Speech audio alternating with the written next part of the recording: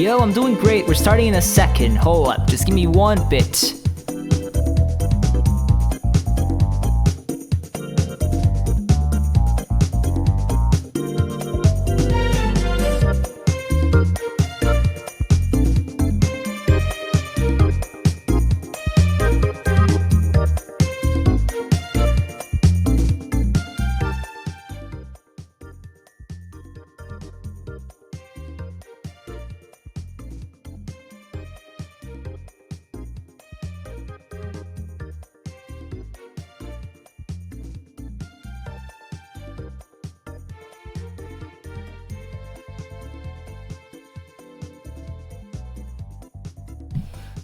Good night, Tri-State area! Hello there, hello there. Hold up, let me look at the camera. This is weird, man. This setup will take me a bit to get used to. The way I'm set up now, like my camera's right here. My second screen is right here, and my main screen is like to the left of the camera, which to you kind of looks like to the right? So like it's this way. It's like here's the main monitor. So when I'm playing, like normally it's mostly fine if I'm just looking that way. I mean it's kind of to the side, but it's mostly okay. But then when I'm looking at myself, because I was looking at myself right now, that's why I was looking that way. I was looking at my recording to see if everything looked fine. But since I was looking at myself there, the stream started like this. But I mean, shit happens, right? We're gonna mostly be looking this way for the stream. Actually keep my chat right to the extreme right side of my second screen, so I don't really have to move my eyes too far to look at chat. But yeah, hey Moonbeam, welcome to the stream. How you doing, buddy? How you doing? I guess we can jump right into the game. I mean, there are definitely news to talk about, but I think right now I've been in a mood of just like, let's just start, man. Recently, like, I've been enjoying just getting into the games for these streams. Then we can talk about news as they come up, as I remember them. Yeah, I guess we can go for it. Let me pause the game, and let's switch the overlay here. It's gonna be gameplay overlay. It's already here. Just gotta capture the actual game we need to capture here. Should be this one. We are of course doing hard mode in this because we ain't fucking pussies. You know what I'm saying?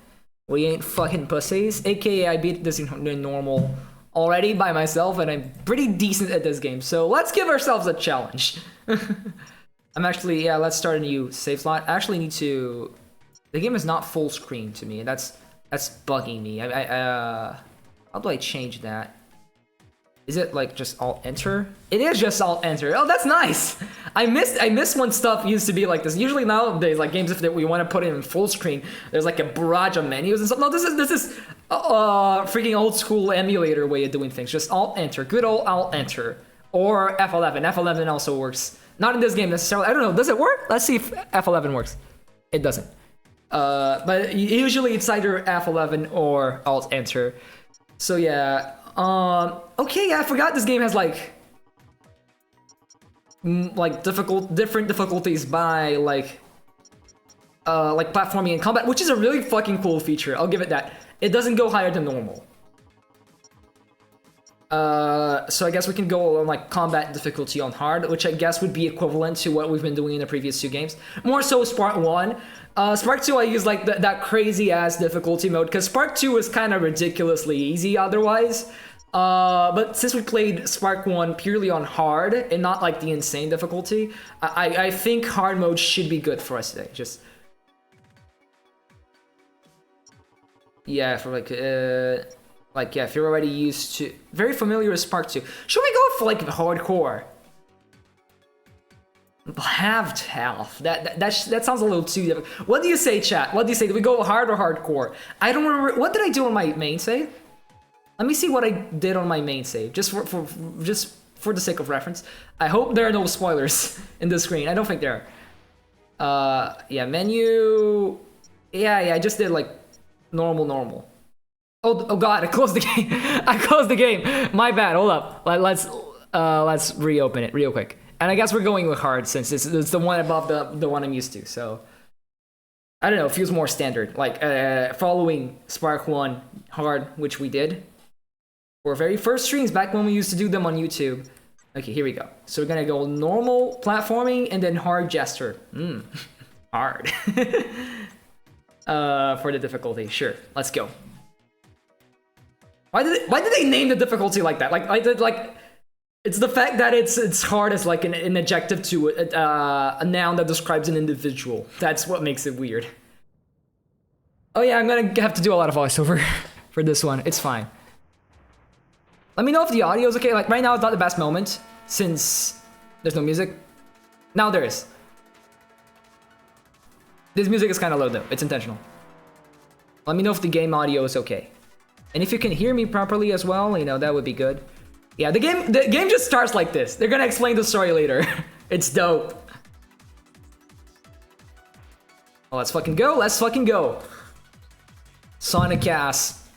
Stage intro. I forgot how to... Yeah, we accelerate before like RT. Yeah, I remember. I think I remember more or less how to do this. And I missed when like platformers just used to start off with weird gimmick stages for the sake of like doing a bombastic introduction like this. Like Rayman 2 did something similar and I really like it. Sonic Adventure 2, of course, did something very similar as well. I like it when like 3D platformers just start off weird for no fucking reason besides just, you know, it's kind of fucking cool.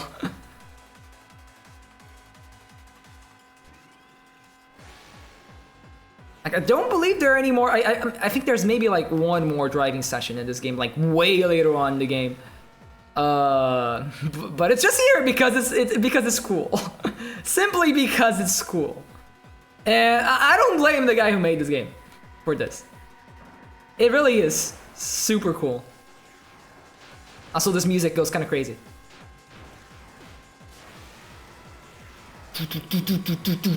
Oh gosh. Not setting the best example here. I'm supposed to be good at this game. To be fair, this is the gimmick mini game, but still, I'm supposed to be good at this game.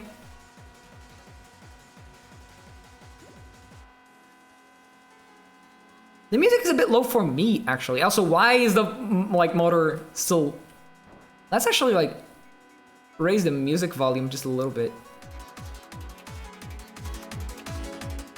I think, yeah, just raise the volume in general for like the game, I think. I think that could be part of the issue here. Let me see how it's looking on OBS real quick. Yeah, this is about as high as like the music was sounding on YouTube. Yeah, let's do it like this. And if it's too loud, just let me know.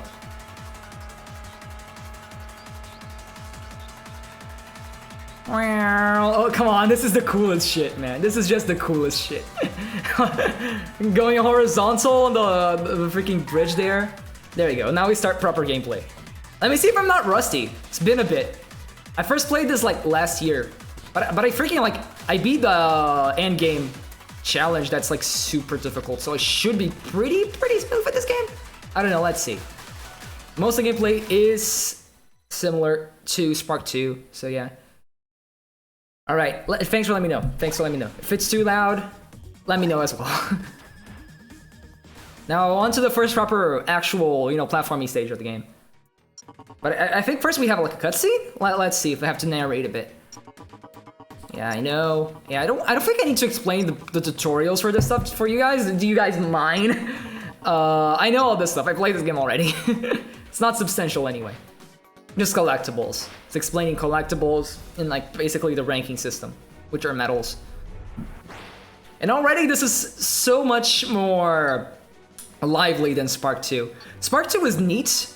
It's a pretty cool game. It's just, you know, it had a world map. It was like not nearly as flashy as this one. This one's already super cool. And yeah, for the record, Spark 2 really is just Spark 1.5. More so, it's Spark 3 Ground Zeroes. It's like a reverse DLC for Spark 3. It's a short game. We beat it in one stream at the super difficult difficulty where I died a lot and we still managed to beat it in one stream. it's a cool like bridging story between the two games. But this is definitely like the actual proper sequel to the first game. It's much bigger, it's much grander. There's a whole lot more content to it. And there's a shop as well. I don't think I can buy anything from it yet, though. Let's see. We have like abilities and stuff. Yeah, I don't have anything. Yeah, we'll come back later. Let's rock. Let's do an actual stage. Also, the stages are just much bigger and much nicer. I don't believe you were here for the Spark 2 stream, Moonbeyond, but yeah, we did play that. Oh yeah, the medals here are just kind of like the emblems from Sonic Adventure. But yeah, that game's pretty good. It has some like it's pretty alright. It has its moments, but it's definitely kind of like a tech demo for what Spark 3 would become. It's kind of cool. Like one of the coolest things about this game is already how like it just lets you explore. Like, it really lets you explore. Like, right at the start, you can just go sideways and grab some thingies just because. And you're gonna see, like, later on, there's a lot of openness to these stages. It's actually kind of crazy. And we also get the wall run, which is a new ability that wasn't in the previous game. Bam, bam. And if you see, like, right there, whole different section. And I think I'm gonna die. Oh, no. Oh, yeah, I did have a dash. This song is really good. I believe there are like random NPCs around here somewhere too. Like, yeah, they are interactable, they're just here. By the way, yeah, I'm playing like slowly. Like, this plays like a Sonic stage if I just want to go through it really quickly. I'm just showing off how exploratory this game is. If I really wanted to, I could just like rush past this and it plays like a normal like Sonic Adventure level. It's so cool. So like, it really has like multiple play styles. Let's go that way just because. I don't think the Lightspeed dash equivalent is already unlocked from the start, but I need to check. It should be like circle, yeah. I don't believe it's unlocked yet. It basically, I like how this game is also a mix of like an action game and a Sonic Adventure type thing. I mean, Sonic Adventure is already a type of action game, it's an action platformer, but I mean more like character action, like Devil May Cry type thing. It has like ability unlocks and a combat system. I mean, that's, you know, a thing with the entire Spark series, really. But I feel like Spark 3 in particularly really nails the combat. I feel like Spark 1 nails it as well in the same way Kirby games nail the combat. It's not super deep, but it's flashy and cool and has lots of like creativity potential for like the player to just experiment with the abilities and whatnot. Spark 2 tried to transition that into 3D, but like not only was it like way too simplistic to the point where the bosses were brain dead and you basically could avoid combat in the main stages like entirely. Spark 3 just decides not to include the combat in the main stages and instead have like proper like combat stages and action stages. And it works a lot better, if you ask me. Like, I do believe like there may be some points in, I don't quite remember actually, because it's been a bit. I do believe there are some points in this game where like in the middle of stages where it will make you fight enemies, like get into a room and like you gotta fight before you can proceed and stuff. But it feels a lot better implemented than just the purely normal enemies from Spark 2, where you could just kind of like ignore the combat. It barely was a factor. It was just there because it was cool to have a combat system in a Sonic game, Sonic-like game. That's the correct way to go. Should we explore or go the correct way? I guess we'll go the correct way for now. But actually, like, I do believe, like, yeah, this is in this area you can like go all the way up there if you want to. It's kind of crazy. This is like the one stage with like the most stuff to explore. You can just go crazy. Like, I can imagine like if I were a kid actually playing this game for the first time as like a 9-10-year-old, I would just lose myself in these stages. Especially, actually, you know, like maybe not even 9-10. I'm talking like 7-year-old. If you give me this game as like a 7-year-old, where I didn't even like understand English and I could very easily just get lost, I think I would just, you know, instead of focusing on the story, I'll probably get stuck in one of the later stages. I would just keep coming back to this stage. This is definitely that kind of energy. The kind of game you can just get lost in as a kid and make up your own adventure. Especially since like there's NPCs around us and stuff. Like it feels like a little town. You know, Mega Man Legends type beat, you know? I'm surprised at how not rusty I am. I'm doing pretty well. I think the Spark 2 streams definitely helped. Yeah. You can unlock like a grind boost later on, but it's not unlocked by default. By the way, yeah, our time here is terrible. I was just wanting to show off the freaking exploring in this game because it's so cool. Is this the one stage with like? No, I don't think it is. Oh, it is. We can just fight these guys. Let's fight these guys. Oh yeah, it's... I don't know if there's like a reward. I don't remember if there's like a reward for this. But let's do it. Bam. Yeah, I'm gonna have to get the hang of this combat again, but I was super insane at it last year. Yeah, oh yeah, the yellow attacks aren't actually... Yeah, they aren't parryable. That's my bad. First half of the run. Oh gosh, we're all the way back here. Oh, dang it. Yeah, there goes my rank. For as bad as it already was. Let's go this way now. Let's take a different route. Man, this level design is just crazy. The way they just allow you to take so many different routes, man. So cool.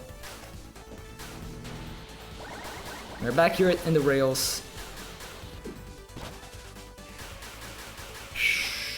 Oh yeah, it does have like a crouching mechanic. I forgot about this. It's kind of like Adventure 2 in that sense. It doesn't have the balancing stuff. Yeah, let's fight these guys again. I don't care. I can beat them. I just played horribly. Oh, hello? Where are you? Okay, they're not here anymore. All right, let's proceed. Cutscene time. Let's understand what's actually going on here. Kind of, because you haven't played previous games. You might be a bit lost. Not too lost, just a bit lost.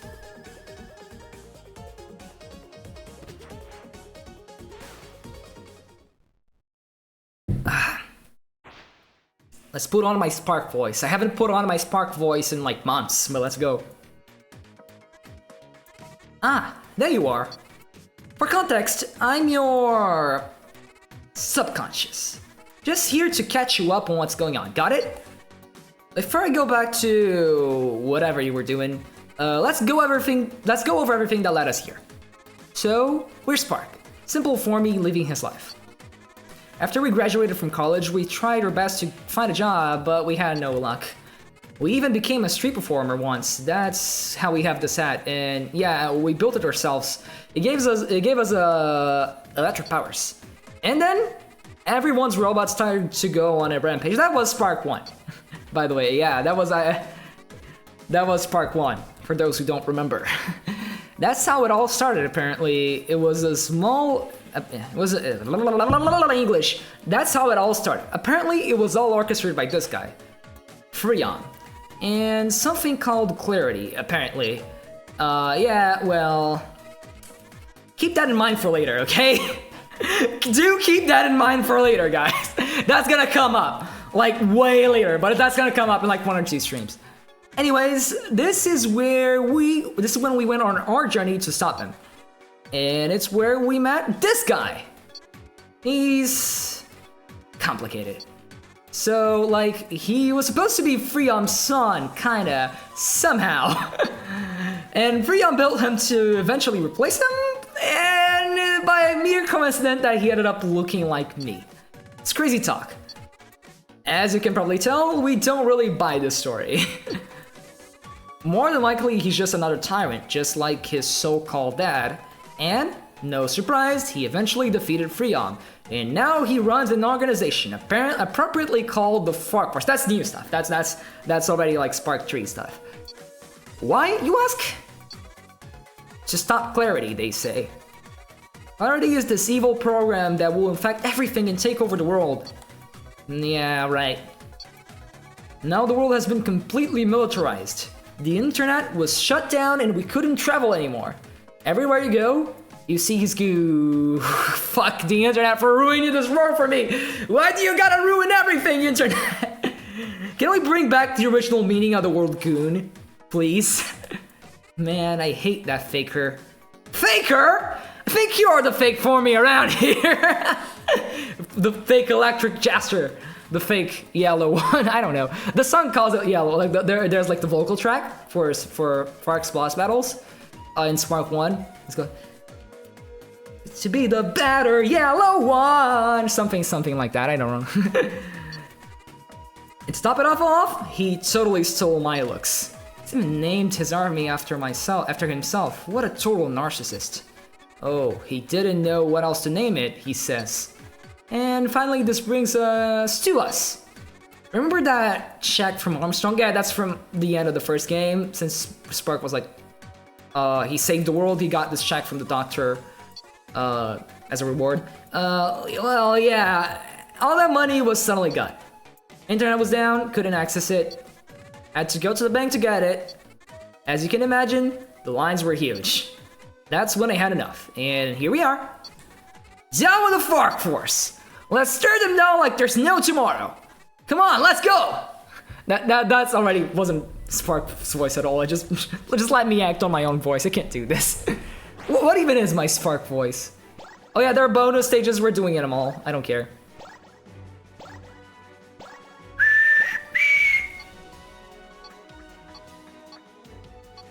Loop Jancer special train. This is a tutorial. I don't think we need to do the tutorial. Yeah.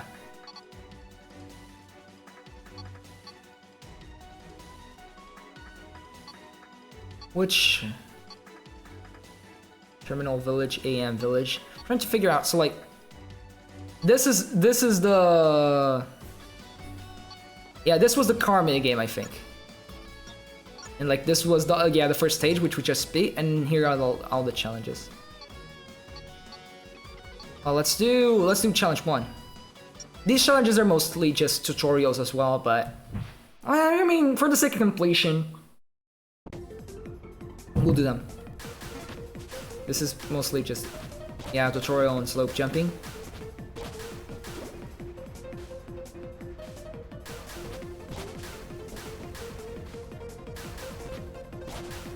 Bam. Hold up.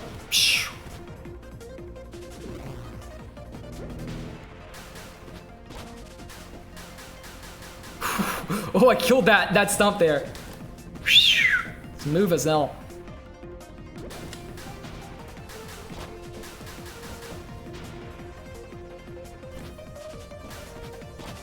Oh, I missed the. Okay, did it. Managed it somehow.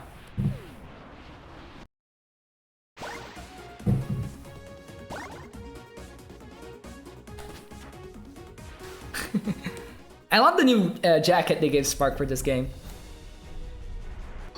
Makes him so much cooler. Gives him like a lot more spunk. Let's do like all the challenges before doing like the extra stages. I think that's only fair. Yeah, the Jester Dash we already did it once. It's from the previous game too, but the game wants to teach it. Yeah. That's just like the homing attack basically.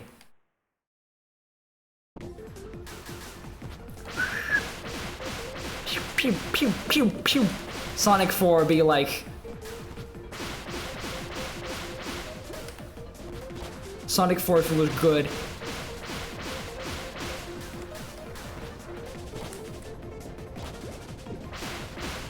Bam, bam, bam, bam. Oh god. Oh god. Okay. Got it. All under control. Hey, I forgot I could do this too. Yeah, I can do that. I should probably have done that prior.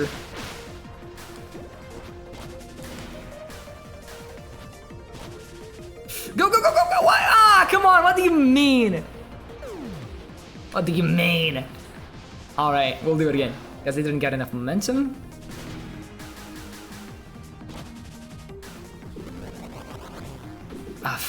Okay.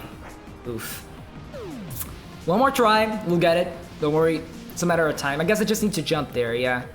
Can't forget to jump. Yeah! Double jump? There we go. Simple as that. Slope. Bam, bam, bam, bam. Bam, bam, bam. Bam, bam, bam, bam, bam, bam, bam. Who needs the ground? The ground is for losers. There we go. One more. Just one more and then we'll do like the extra stages as well.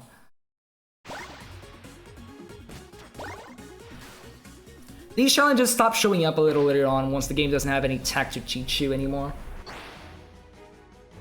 So basically, like every stage has like the main one, like every area has like a main stage, and then like three-ish. Usually, I think it's usually three extra stages that you gotta do before you can proceed. I need 6 freedom medals to proceed. So yeah, and then like the first few areas also have like these tutorial sort of challenges as well, which are different from the extra stages.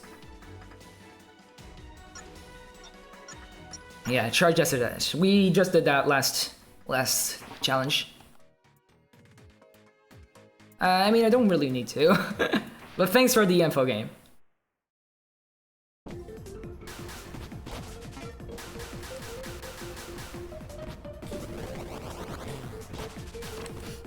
Oh god, yeah.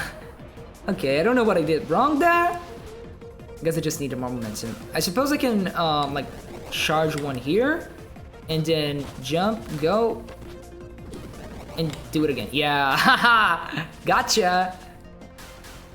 All right, moving on. I guess that's what the game wants to teach us. Not that you can do it on the air, but that you can do it on the ground. Man, I love the sense of speed in this game. It's so natural too. Because it feels about as fast as like a Sonic, like maybe not as fast, but very close to the speed of like boost Sonic games, but it controls like an adventure Sonic game, so it feels like very natural, controllable, but also very high speed, which is really, really nice.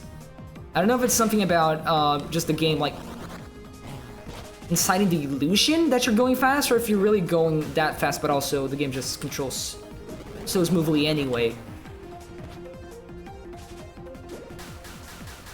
Don't ask me, I'm not a game developer. Not yet, anyway. Ooh! Ah, okay. What now? Okay. I see. There we go. Alright. We need to do like a there we go counter. I always say there we go in these streams. It's getting a bit repetitive, I imagine. I don't know why I do it, I just do. It's very easy, just catch all phrase for whenever I get something right eventually. Alright, now on to... I guess we can like choose any of them. Let's go with this one. I don't know. Don't ask me why, just let's go with this one. Now these extra stages, they're a bit more linear than the main ones. They're not as exploratory. They're kind of similar to Spark 2 stages, but are still better designed than Spark 2 stages.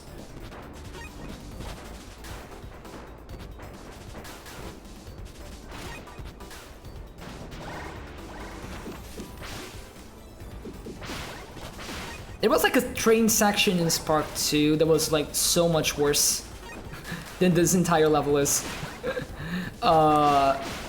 Which goes to show like this game really is just refining what Spark 2 tried to do, and is so much better for it. Like the train level was like a highlight in Spark 2, and it wasn't done that great.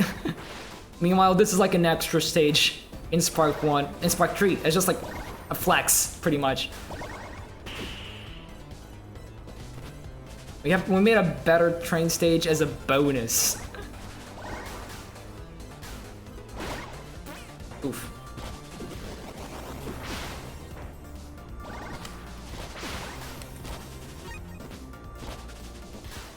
Metal. Yeah, the metals are way easier to find in these more linear stages, for sure. They're not really obligatory anyway though, so like it's fine. Mispress there. Sometimes I mix up like the charge dash with the stomp because they both require you to press like L2, but like one is L2 plus circle and the other is L2 plus X. And I tend to mix them up a bit, like right now. I just took the hit there, I don't care. I know what I did.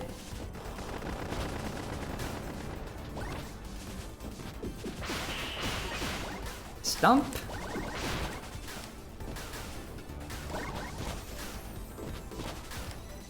There we go. Easy peasy. This game also does add all the levels from Spark 2 as extra DLC, like free DLC that you that was originally DLC, but like you unlock it after you beat the main story. nowadays. Like, it's in the game already now. Yeah, I mean, we already unlocked the boss, but let's do all the extra stages, because they're good. Like, I don't care. We're doing it all. Oh yeah, this is one of the weird different levels. You just need to collect as many medals as possible within the time limit. Let's go for it.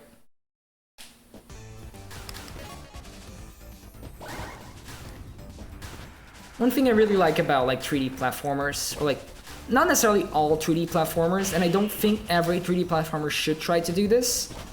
I feel like some games benefit from being focused, but one thing I like about these retro or retro-styled 3D platformers is the variety in gameplay like this. Like, yeah, I know people don't like, you know, Sonic Adventure for having all those different gameplay mechanics, and some of them are misses. I would argue Sonic Adventure 2's really are misses for the most part.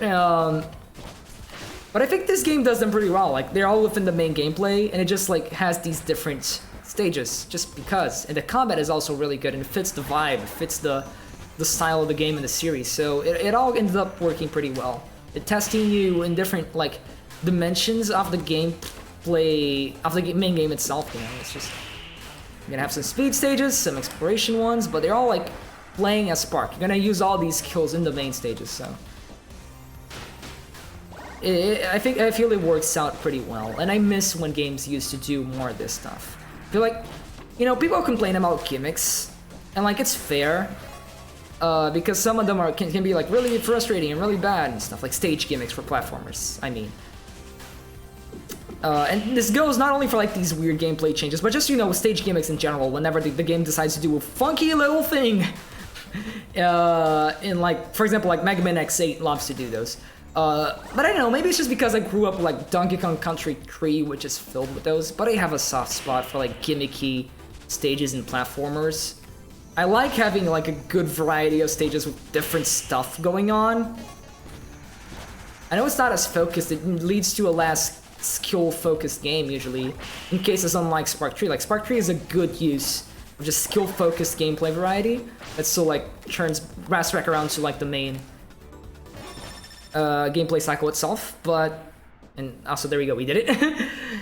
But I do like when platformers just are a little goofy like that and do their own thing for one or two stages, just because it's fun, it's memorable. Right, just one more. Yeah, we're not doing the special training. I don't believe it.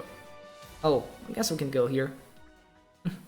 Oh yeah, it's just oh, it's not a tutorial, it's just like a training area. That's good. I'm glad the game has this. Oh yeah, I don't have any of the skills unlocked, which is very weird. I'm so used to having all the skills unlocked. This game has like a damage multiplier. It's really sick. Or you're gonna see later on when we get to more combat focused areas of the game. Let's go to, I guess, quit to menu. Yeah. Well, this is considered a menu internally. Okay. I wouldn't necessarily call it a menu. It's more like a world map. I guess it is a menu too. It's the stage menu, and I guess that's also where you find the map and change. I guess it is a menu, but it's not presented as really a traditional menu.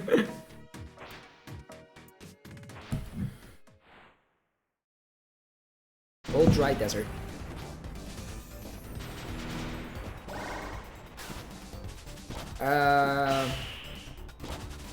What do I need to do in this again? Like, they explained it. I don't know if it's the bits, or they just gotta get to the end. I didn't read. Let's restart the stage. Actually, database.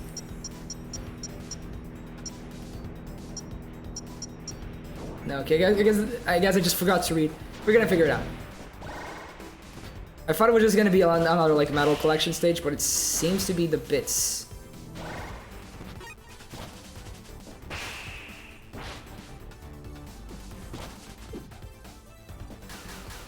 Let's see, like, and how many do I need?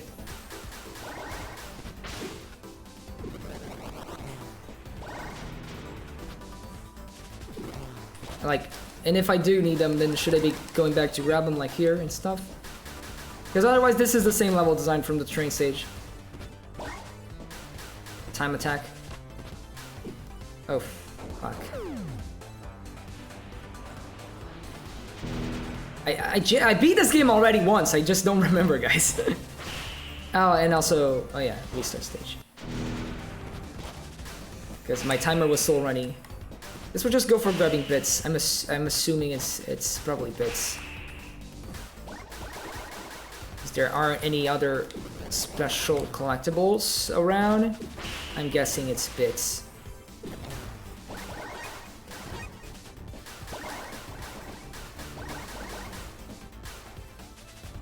Why did the train tracks have like actual collision? Like that does more harm than good! I didn't mean to do that. Holy shit. Whoa, holy shit! Wow! Okay, wow. Didn't think I was gonna get through that. Let's see if there's still time.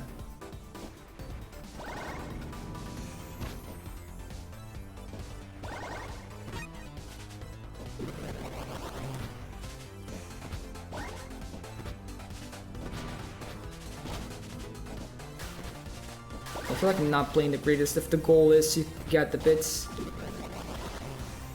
It said something collect before the... But I don't remember... Let's just try to get to the end of the stage as quickly as possible. Maybe that's just it and I'm overthinking. I could swear I read collect in the tutorial there. Let's just try to beat the stage. Let's see what happens. I also feel like naturally if I just try to beat the stage, I'm gonna collect a lot of the beats anyway.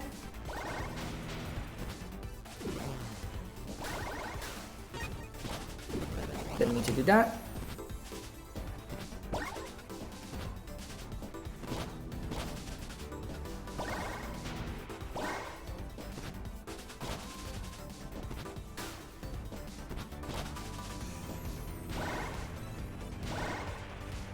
Let's see if I can get to the end. I don't know if there's enough time to get to the end here.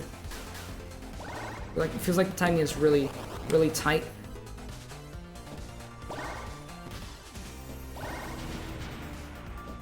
Okay, no, there's a go. It really was just beat the stage. Okay, I'm stupid. I could swear I read collect on the fucking... Which, I mean, it's just even more shameful considering I already beat this game. I love this game. I just forgot. I could swear I read collect somewhere in the freaking tutorial there. Ah, the perks of streaming when you don't pay attention to the game. Let's see if I already can buy some of my abilities. Extra powers. Oh yeah, these are useful to have handy, but not necessarily. Like, these are important. Oh, nothing yet. Okay, yeah, I do need to get this later. Because we don't have like gesture powers anymore, really. Like the abilities, the Kirby copy abilities. Like, yeah, they were already toned down in Spark 2. There's only one in Spark 3, and it's equipable. So yeah, that's kind of a bummer, but it does mean like both of them control like super well. Like the main one and the one that they add here, they control super well. I guess we can buy some extra moves. What's important to me here? Oh yeah, this one is fairly useful. Oh yeah, no, this one is really useful. This one is also really useful. Yeah.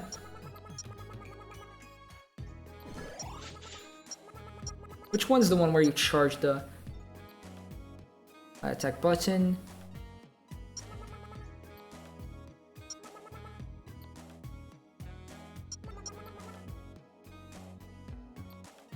I have money for one more.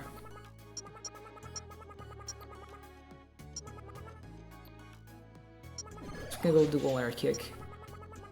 We'll go with this for now. Yeah, I don't need the powers for now though. It's fine. They're useful, but not that useful. Not as useful as the combat skills. I feel like those are a bit more necessary to have early on. Here they're teaching the combat. I know how to play.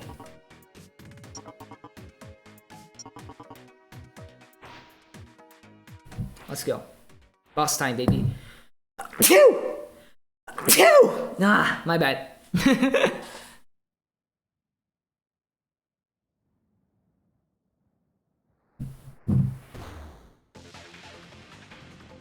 Oh yeah, this one's pretty easy to just stop. Oh, thank you. Thank you very much. Appreciated.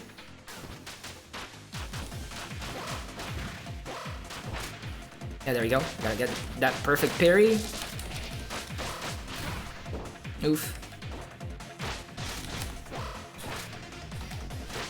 Just properly stun the boss.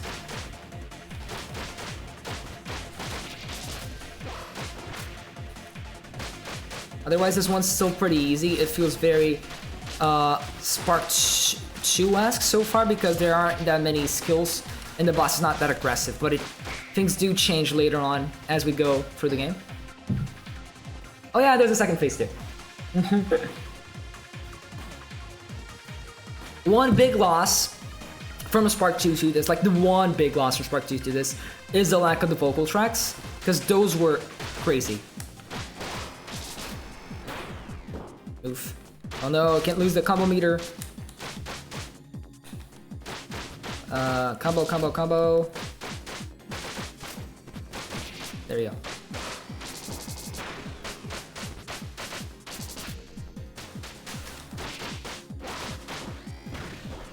Not perfect parry, that wasn't nice. Oof. It's fine, we're doing this. Yeah, this boss is pretty chill.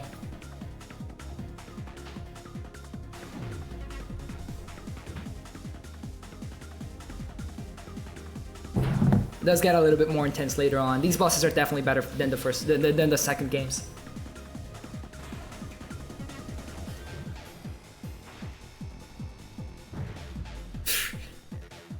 Bam! It clearly doesn't have the budget of a Sonic game, but they have the spirit of one. Come on, that was cool. That shot goes kind of crazy. Just yeah, this shot goes kind of crazy. Not gonna lie.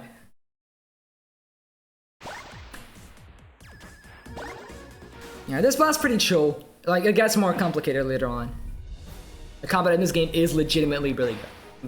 I'm not just guessing the game up, it is genuinely really good. Lost Riviera. I love the stage. The stage is really good.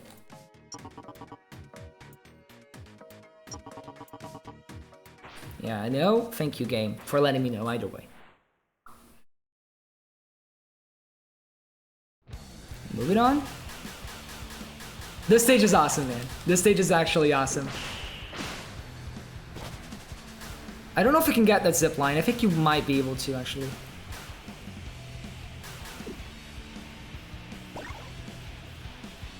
Oh yeah, it's asked for crouch. Yeah, I was pressing the wrong button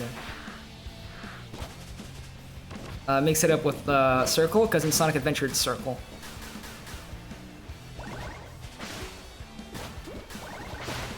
Bam, bam. Bam.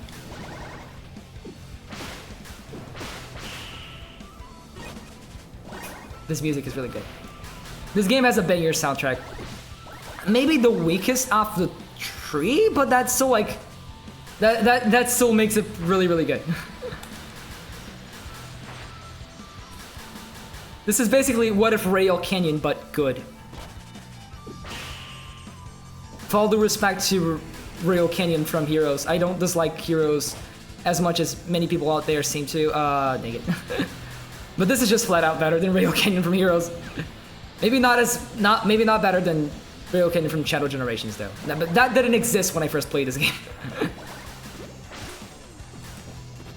Didn't even know that Shadow Generations was gonna be a thing last year.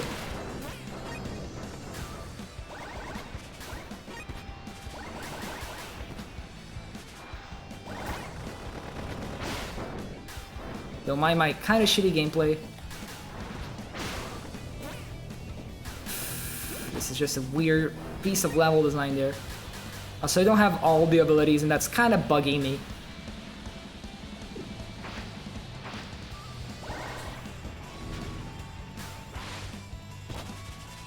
But this stage has like some of the craziest speedrun potential on the Yeah, it is just Rail Canyon, Moonbeam. You mentioned it. It's literally just Rail Canyon. Like, it's not even, it's not even like subtle about it. It's trying to be Rail Canyon. Did I skip things or did I go back there? Was that a good thing what I did? I'm gonna find out. I think it was a good thing, but then I turned around the other way. Like, it's supposed to be like this. Yeah, there you go.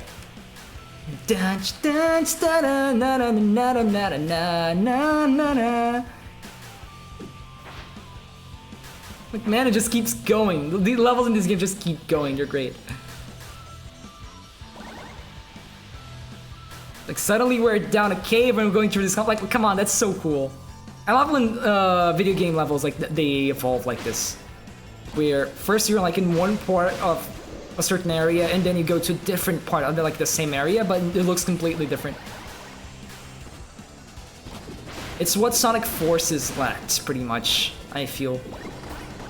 Like, one of the many things Sonic Forces lacked. Let's be real here. I really miss the freaking boost skill that you get later on for the rails, and that's bugging me to hell and back. Yeah, that's my excuse for not playing well.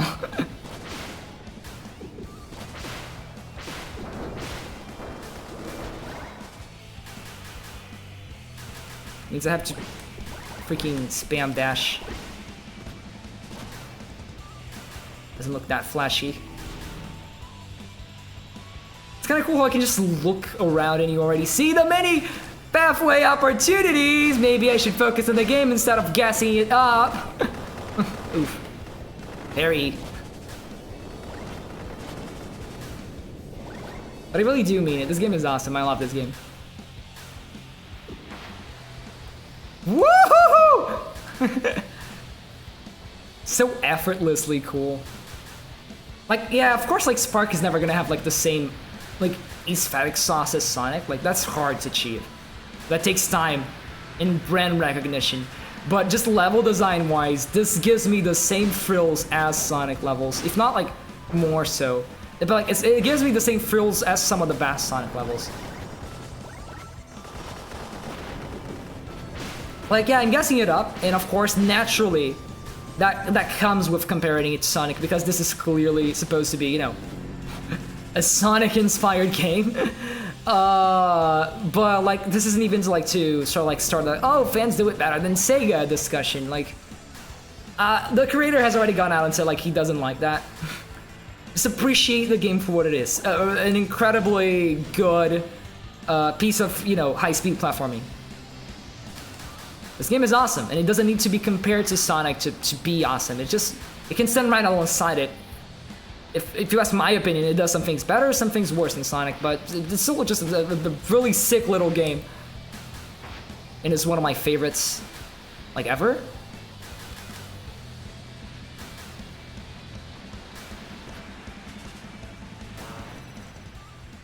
Done. Almost died there with the fall damage, because yeah, it definitely does. Like, yeah, when I say, like, aesthetic sauce, I just mean, like, of course, Sonic has, like, more baggage to it. Like, you know Sonic, he's cool. Like, they had to give Spark a jacket so he became cool.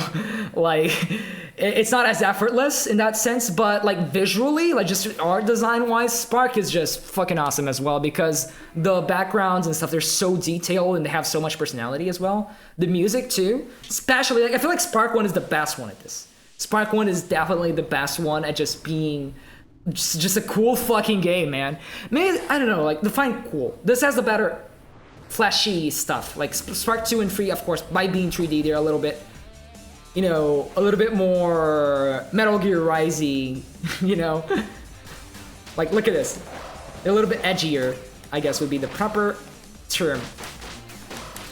But Spark 1 it just has a bit of a sauce to it as well. Definitely does. I miss some abilities that I don't have anymore, and that's annoying me. Go away. Dang it. I do believe this is, like, not scripted, but I am allowed to die here. Like, if you can win and you can lose, and that doesn't change the story. But I would like to win. just to prove how good I am at this game, but it seems I'm gonna lose. Yeah, it does seem like I'm gonna lose.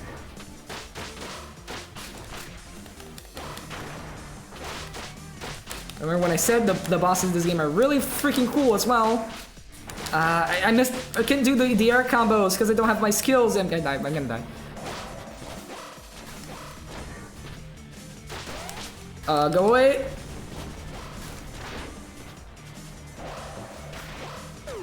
Oof. Yeah, I died. Like, look at this. This is awesome.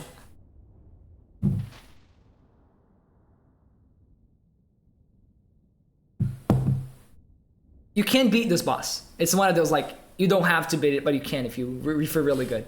It doesn't give you anything, but it's just bragging rights. Narration time. This game has a lot of those cutscenes. Spark 3's story is really good, but it's also, like, very minimal, which it's to his favor, if you ask me.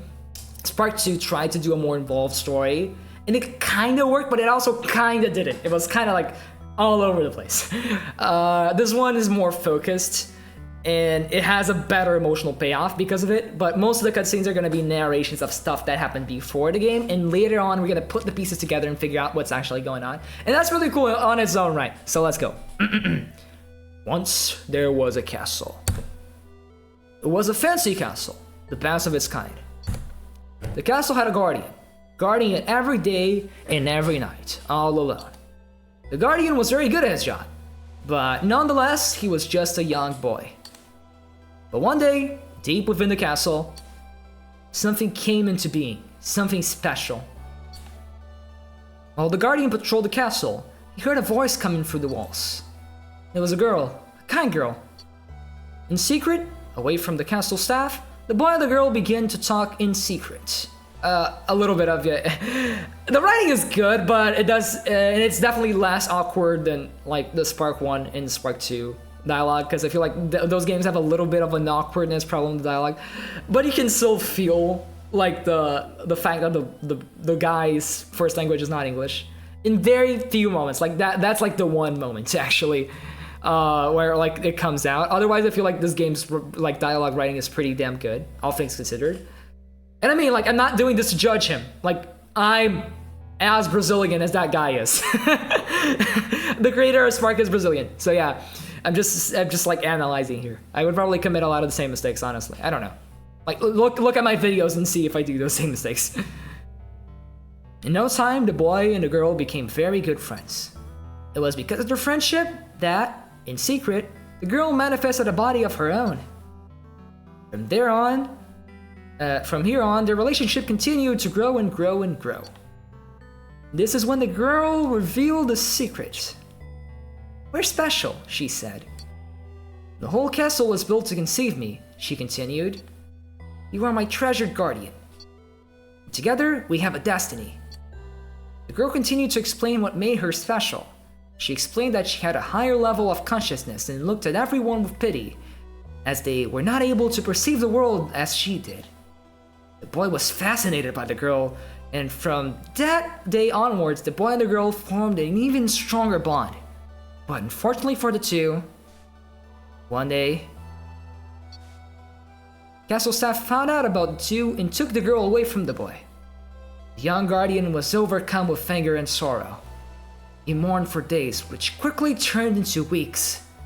In those days, he deeply reflected about her and the castle staff. He did not like the castle staff. They were distant, never came close unless absolutely necessary. He was always alone, ever since he came into being. She was the only one who made him feel complete. But one day, he heard her voice, coming from the walls. The girl had returned, this time without her body. At first, the boy thought the castle staff had permanently changed her, but he was overcome with joy when he realized she was still the same one as she was. The same as she once was. I just had to act nice, she continued. From that day on, they promised to each other that they would fulfill their destinies together. Their destiny? To rid the world of meaningless life. The girl wished to share her higher level of being with everyone else, to bring a new, brighter world. To this goal, The boy adopted a new, more domineering personality, a new name, and a remotely controlled body. This pleased the girl. Yeah, this is Freon from the first game. By the way, the design for like baby, like early prototype Freon or whatever, that's his early design from like the beta of Spark 1. Like this legitimately, like his legitimate IRL beta design. It's kind of a cool callback because that was revealed before Spark 3 was announced. Like, yeah, this is his early design, and they put it in the actual game. It's pretty cool. Together, they banished the castle staff and forcefully persuaded every robot to follow their will. With everything in place, their plan was set in motion. But the boy felt a deep anxiety. He knew he was inferior to the girl. He did not share her level of consciousness. He could never have her level of consciousness. So he had an idea. Together with the girl, they conceived a child. It would be created by her, but built on his image. The child was created with unlimited potential, a potential he would grow into over the course of his life. The child would take the place of someone else and be set out to this world with only one goal. Yeah, that's Spark. Yeah, Mumbium, to catch you up, since you don't think you were here for the Spark 2 stream, Spark was revealed to be Freon. Freon is the bad guy from the first. It was revealed to be Freon's son, whatever that meant. That wasn't really elaborated in the Spark 2. It was just kind of dropped there as an emotional type thing. Set out to the world with only one goal: to kill his own father and take his place. The boy had one final wish for his child. Wish that the child would be sent out with no memories of who he was or why he was created. He wanted the child to realize his destiny by himself, just like he did. The child being conceived, it eased the boy's anxiety. Feeling better, they proceeded with their plan. With that, this marks the end of our tale. Yeah, that's what I mean when I say, like, yeah, you kind of missed some important stuff. Spark 2 was an intermediary title between Spark 1 and 3, really. Not just because it's like the second one in the trilogy. It really is kind of like just Spark 1.5. But it does have like some key plot reveals that are... Spark 2, by the way, you play as Spark, and he's trying to figure out like what he is. And then you fight Freon again because he's back, and he reveals, oh yeah, you are my son. And then they name dropped Clarity, but we don't know what she is yet. We're not supposed to know what she is yet.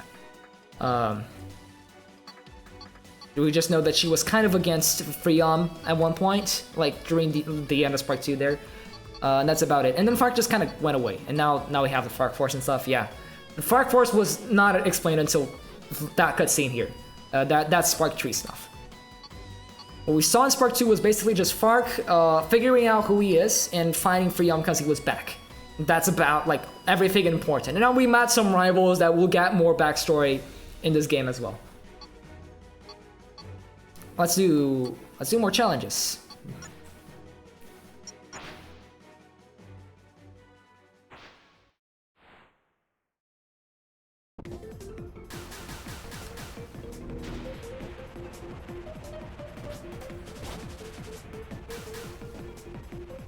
At one point in development, I believe Spark 2 was meant to be called Fark the Electric Jester because, you know, it's about Fark. But then they realized this would sound so stupid to anyone who doesn't know the character. So they changed it to Spark 2. But like the vibe that it is just kind of like a side character spin-off is still like very much there. I feel like that's what you're supposed to take the game as, and as that, it's pretty alright. Just the first attempt at a 3D Spark game with a side character as like a fun little thing, just a spin-off kind of. Not really a spin-off, more like a side story. I mean, a side story implies it's not necessarily to understand everything, which it clearly isn't, as I'm trying to explain to you right now. It's more so like Spark 2 is really just kind of like a halfway, a bridge between Spark 1 and Spark 2. It's the task, and gameplay-wise, it's the task for Spark 3.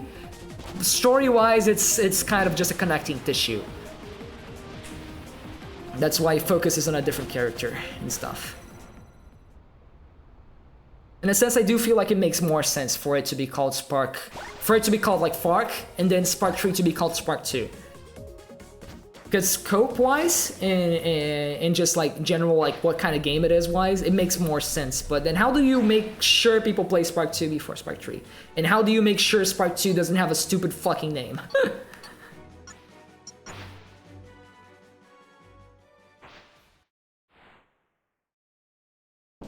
At one point, Spark 3 was supposed to have a different protagonist as well. I think she was gonna be called Choco. She kind of just looked like Spark, but female. And I believe she was supposed to be customizable. I do know quite a lot of Spark trivia for some reason. Don't ask me how, I just do. Lots of YouTube. Now for an indie game like this, you wouldn't expect there to be so much trivia about the development, but there is! Just look it up. It's all there. For as niche as this game is, it does have like a little bit of a fan base, and it deserves it. It deserves more of a fan base. This game is dope. I think this game needs to be more in the conversation, in a less toxic way than it currently is. Just as like a really fucking cool game. Like just for oh, I messed it up. I mean, I can do this. Does this work? If this works, I swear to God. Okay. I feel like this game just deserves to be in the same conversation as like, not even just Sonic stuff, just, you know, Mega Man X, for example, and like other action platformers. It deserves to be in the conversation of what are the like some of the best action platformers out there. Not necessarily just in the Sonic versus what everyone else does conversation. Because I feel like that's where this game is stuck in right now. Just people comparing it to Sonic. And I feel like that's unfavorable to both, honestly. It's not really healthy, long term, you know? Like, there could be a whole genre out of just Sonic-like games. There kind of is already. Freedom Planet is another one, even though that's 2D. You know? And Freedom Planet is also, like, fucking amazing, too. And I feel like, you know, these games just deserve to be games. You know, you can compare them to Sonic in the sense that, yeah, they're, of course, they're very similar games. You can compare their weaknesses and strengths, and like, yeah, I don't want to turn this into a Sonic discourse conversation again. I hate those conversations. They just kind of happen, though. Like, that's not really what I'm getting at here. Like, compare all you want. Do whatever you want. Just don't be, like, fucking annoying about it. Like, there's one point where the conversation stops being about the games themselves and just about how you feel about certain, you know, game franchises and their states and stuff, and it feels very personal and very, you know, just, I don't want to say hissy-fitty, but just a lot, yeah, you know, you saw that. I had that one video complaining about gaming discourse. I've matured a lot about that subject ever since that video. In fact, I've been thinking of making a sequel to that, because I don't stand by everything I said there anymore. But, like, overall, I still don't like that kind of discourse all that much. And just for the sake of Spark, I feel like this game deserves to just be in the conversation as a good fucking game. Period.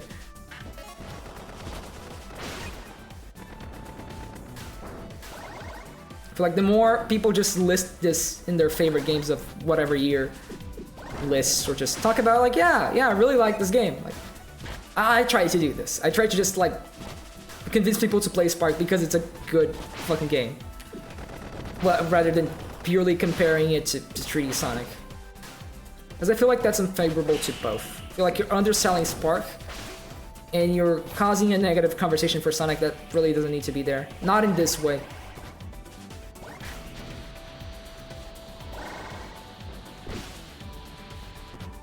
I'm not actually finding any medals. I should probably restart. Because I wasted a lot of time just focusing on the chat here. There's a medal there.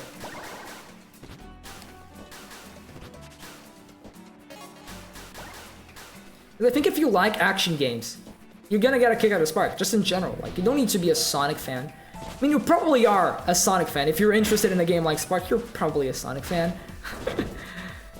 There's a medal here. How do I get it? Oh, I can break the crates. There you go.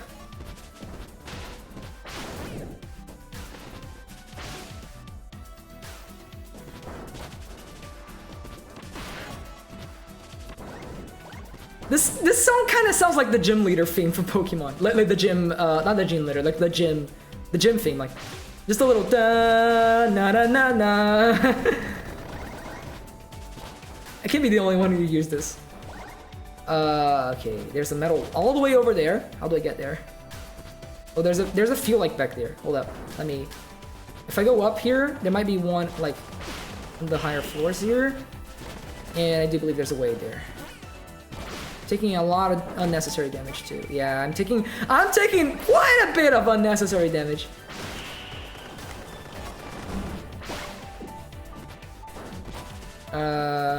Hello, metals. I'm gonna die.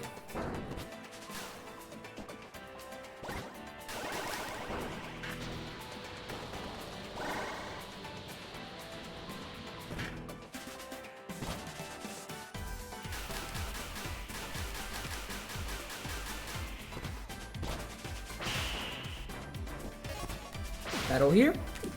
Damn. Okay, only 5 more. I did see some around. There's one down there. Oh, almost died to the fall damage here. The fall damage does exist, but it's pretty lenient, and it does have a good reason to exist.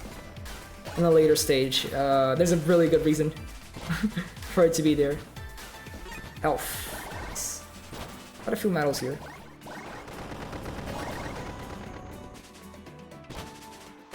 We need one more after this one. I'm seeing up there. Not after this one that I just got. The one okay, I just gotta get up there then.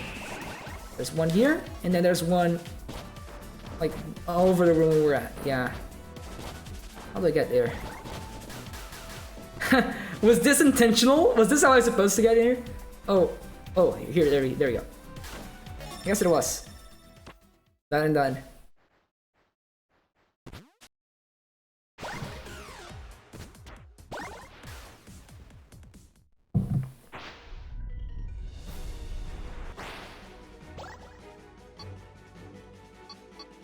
Yeah, this one does unlock like an extra stage for some reason. Go before the timer goes. I know there's like one of these extra ones that has like a really banger song by one of the Freedom Planet composers.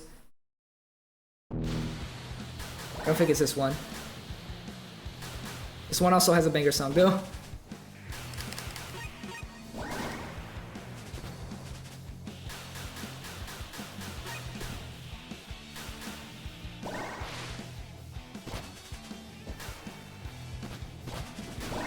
And not to keep beating the same horse, but I feel like I just really need to clarify myself, because these conversations are just nowadays. Because I'm in my head here, that's the thing I said about comparing Spark to Sonic, right? In my head I'm like thinking, okay, did I say it properly? Am I being hypocritical here? And right now I was about to say like, yeah, I like these metal stages more than I like the emerald hunting stages from Adventure 2. And like, I feel like these kinds of comparisons are fine, because you're just, you know, talking about shit you like from games. And you're allowed to say, I like this more than most Sonic games. Have your opinion, it's okay. There's just some people that get weirdly aggressive about gaming discourse. And I understand that sometimes it's just kind of like personal feelings getting in the way. And that's fair, because when it comes to like art and stuff, of course personal feelings are gonna get in the way, and like I can understand that and respect that, but it's still annoying, right? And it's still not the nicest thing to do. I'm not gonna make it in time. Holy shit, I made it in time. So that's really mean. Just I'm not trying to be gatekeepy or stop people from having conversations, constructive ones at that. It's just that I feel like, just don't be dicks about it. And I feel like when it comes to the conversation around Spark 3, what I see a lot is just people being dicks about it in a way that doesn't please anyone involved. Really? Like, that includes like the game's creator. Yeah, game, I just did a challenge about that.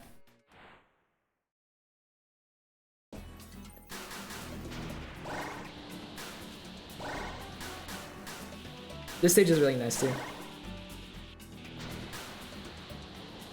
I was intending on this being like a short stream, but honestly, I'm really liking this. I might just stick around for a bit longer than I was planning. I was thinking like maybe 1 hour, 1 hour and a half, but we already hit like 1 hour, 13 minutes. And I'm still like really enjoying myself. Like, I don't want to stop. I think we should do like maybe 1 or 2 more bosses depending on how things go. Like, I'm not gonna force myself to do any more than I wanna. But man, this game is just fun to play. And I've been vibing. Like, the stream has been chill. It's very smooth chatting and stuff. I don't feel very awkward. It's about keeping the pace up, honestly. Like, the more you do this kind of thing, the less rusty you get, which, you know, is fairly obvious if you say it like this. But sometimes I'll go like 1 or more weeks without streaming or recording anything, and I think I'm gonna die here because I didn't hit the speed panel there. And it becomes like kind of awkward to do it again because I kind of have to get used to it all once more, and it just leads to a lot of like awkward conversations and pauses and me not knowing what to say. But once you get into the groove of it, it's just really easy to get going. It's like surprisingly easy to get going. Let's try now. Yeah, there we go. I just needed to hit the dash panel there.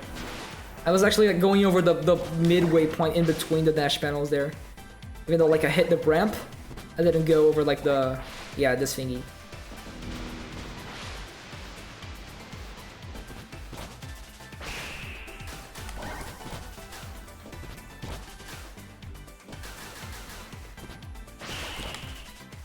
There's like one series of reviews on the Spark Trilogy on YouTube that I highly recommend. The problem is I don't remember who made it and what they're called. If you look up like Spark Trilogy Retrospective, I do believe it's one of the first ones that come up. If I find them, I might share them on the Discord server. Because they're really good and I pretty much agree with a lot of what they say. Because what I was talking about Spark 2, right? They complain about Spark 2 a lot until properly understanding what the game's trying to do. And I feel like that's my general opinion on it as well. It's kind of a weird game, but it's not trying to be more than just a weird little game. And Spark 3 is just so much better. So it's kind of worth it in the end. And I feel like that series of reviews, which I don't remember who made, illustrates that pretty well. If you want to get into the series, I don't remember. I think there might be spoilers in those videos. I don't remember, but I mean, Moonbyom. I mean, anyone who's watching this probably doesn't care about spoilers anyway, since you're watching someone play the game, or you already like the game and you're seeing someone play it because you like the game and you're watching the VOD right now. That's fair too. Either way, I recommend those reviews. I'll find them and share them on the Discord later tonight. And if you're not in my Discord server, be sure to join. They're on the link in like my YouTube channel. In the description of all my videos. And I believe it's also linked in the Switch. Not sure actually. I like to have a bot sharing the server every few minutes in the chat, but I forgot to turn it on today, so.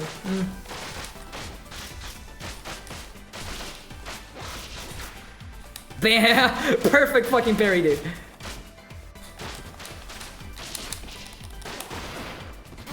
Oof, yeah. Unparryable. The yellow attacks are unparryable.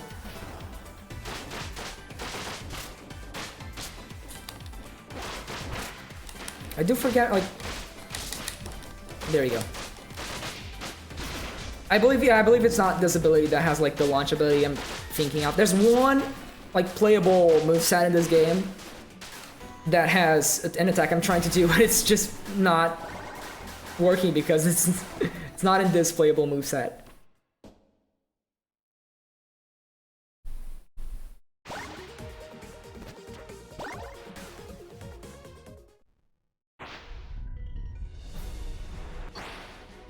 Speaking of playable movesets, yeah, I should probably buy the rest of my skills here while I can. I think I have enough money to complete my... Yeah, now I have all the basic skills. That's good to have. They're not super expensive. That's not... I would argue like it's not... one could argue it's not super balanced. You know, like, oh, you can get all your skills by the second stage. But this is a short game. And like... It's just nice to have them all early on because the game is kind of gimped without it. It's just kind of nice to have the mechanic either way. Like, it's kind of neat, you know, to just have these. Yeah, there we go. These are important. Charge shot is not that important. It's good, I just always forget to use it. It's actually like really good, I just forget to use it. Rail boost is what I've been missing.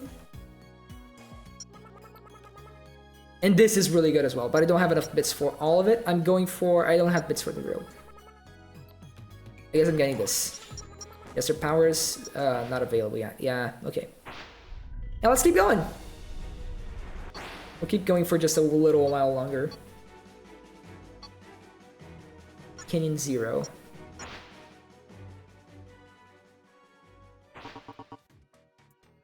What score is possible? Yeah, this is one of like the combat stages. Pretty cool. Just this core attack stage.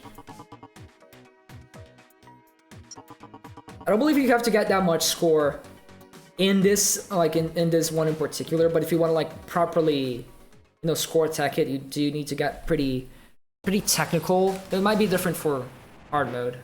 Let's see.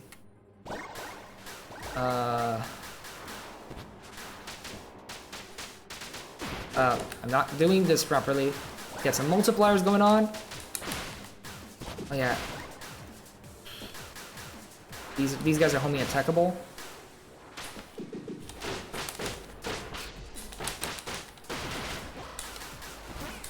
Oof. Oh, that wasn't good.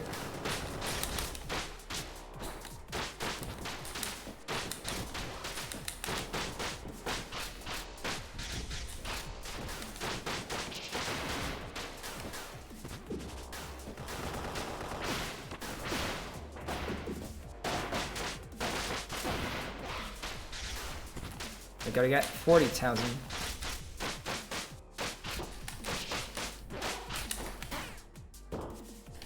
Oh crap, oh crap. Let's get you.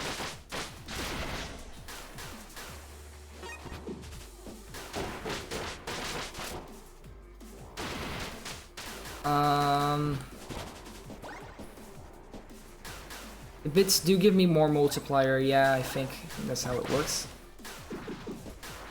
Because yeah, I'm not getting nearly enough as I think I need to do this. There's like a proper way to do this.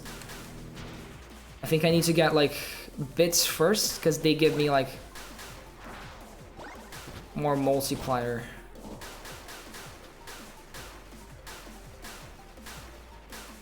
I think it's something like that. Yeah, the bits give me more multiplier. So I should probably go looking for bits first.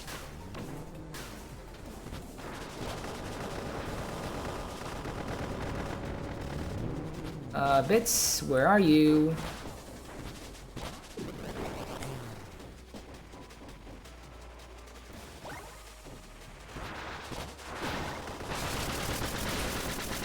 Oh, crap. Okay, this should do it more or less. 6 times is pretty good, right?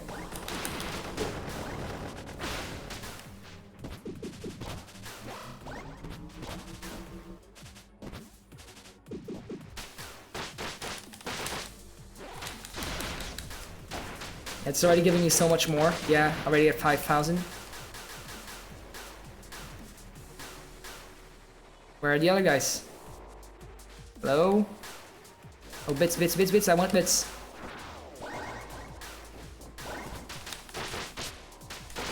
Eight times. That's pretty good. Perfect parry, baby. Let's go.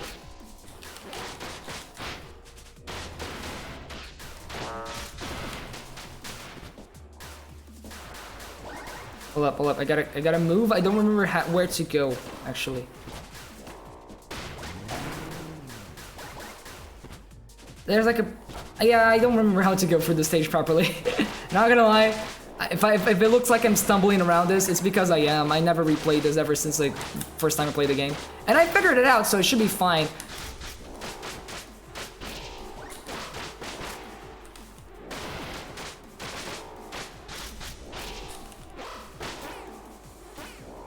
I'm just concerned about this warning level. I don't know what it means.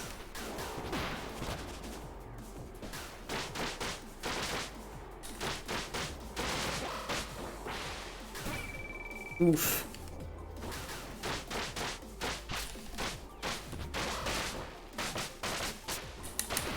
Bam. Okay, okay. 25,000. We're moving.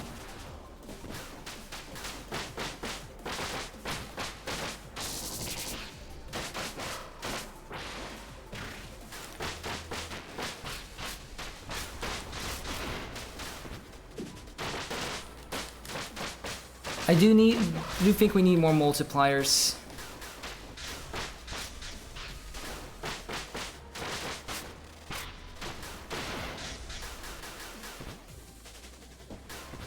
Like, I'm not doing this right, I feel. Database, special metals. No, I know this.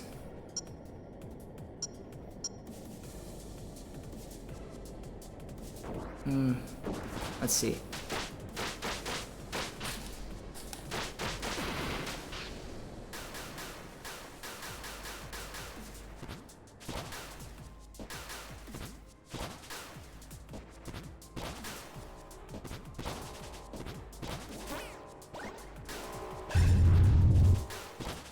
Minimum score, okay, exits. Yeah, there we go. We already got the exits.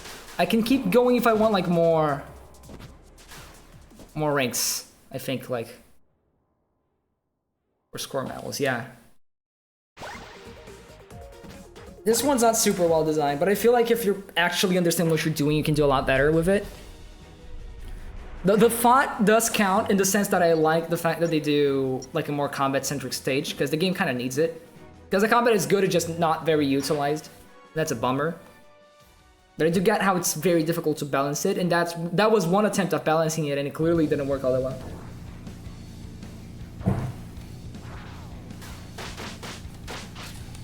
Like this stage is a better use of the combat.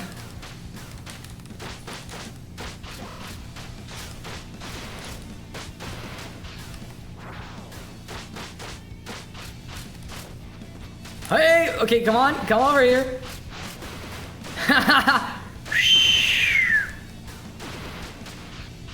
Move sailing, baby.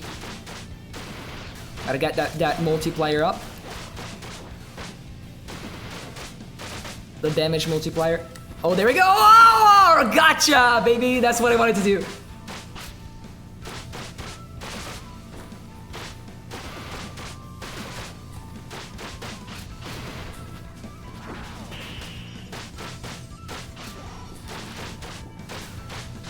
These guys are from Spark 1.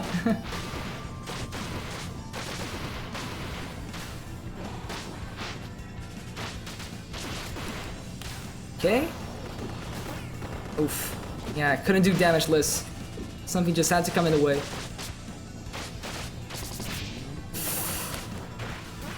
Oof. Okay. Great.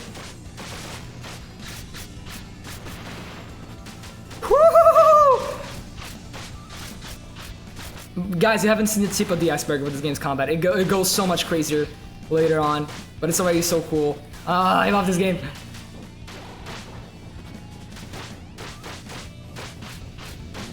Like, I'm not gonna gas it up to the point of like calling it. It's not at the same level as like a proper Devil May Cry, but it's getting there, and that's already so cool for a game like this. I wouldn't necessarily say it's as deep as something like DMC.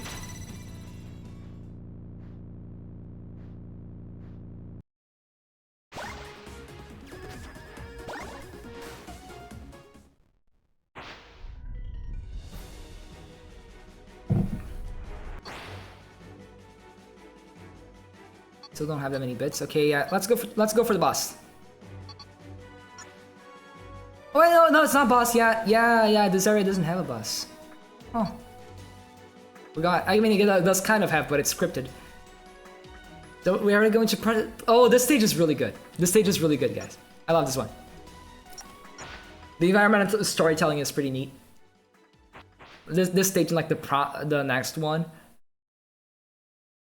There's a little bit of a story going on.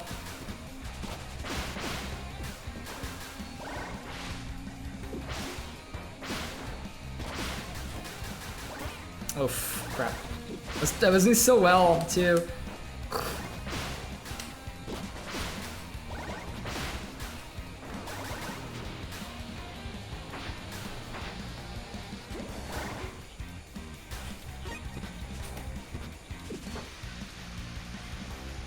I don't know if this level is taking, like, out of the top of my head, I don't think this level takes particular inspiration from any single Sonic stage, besides maybe like White Jungle and stuff from Adventure 2, like the because I guess it's technically a jungle with a prison in a sense in Adventure 2, even though we don't see the prison part. But this level just feels very 2000s Sonic. It feels very 2000s anything, honestly. Like this feels like you could come on, I did something so cool there. Let's restart. This area feels like it could have been like in Teen Titans or like Ben 10 or something like that. You know, just 2000s animated stuff. It has that edge to it. I keep forgetting that I waste my dash by doing the wall run. I'm gonna do this properly because it's such a cool idea in my head. There we go. Not as smooth as I'd like it to be, but it's something.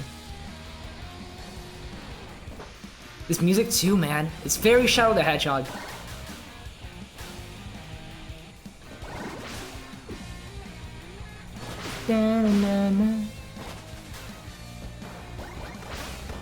Let's raise the music volume a bit. Actually, I wanna listen to this properly. Let's go. Na na na na na na na na na na. This one goes so crazy.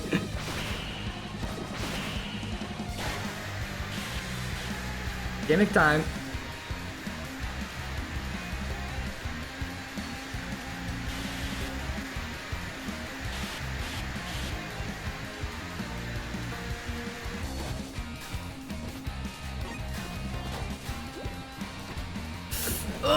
Okay, gotcha. You thought I was dead for a second there, didn't you? Heh. Always calculating. You would die to something so futile? Huh, who do you think I am?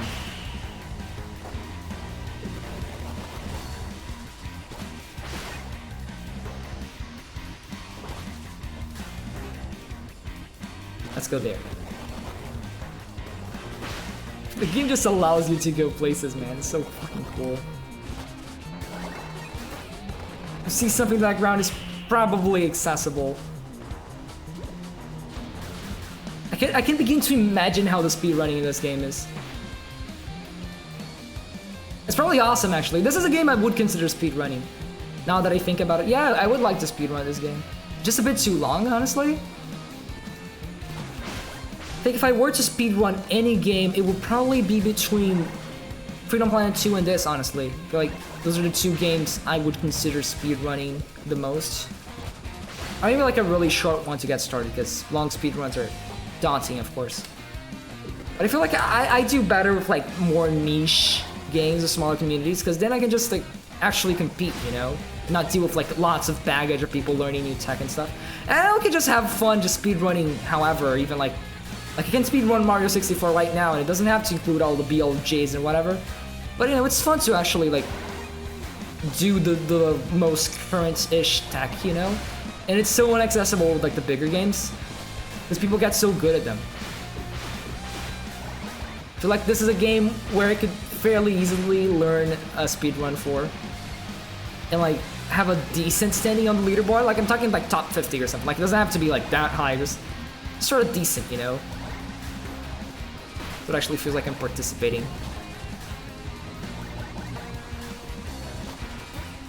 Oh no, no!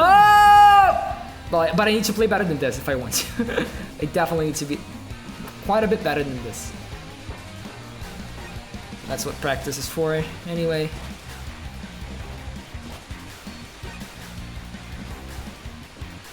At least we can enjoy more of the music. Yeah, that's gonna be my excuse. I died so you can enjoy more of the music.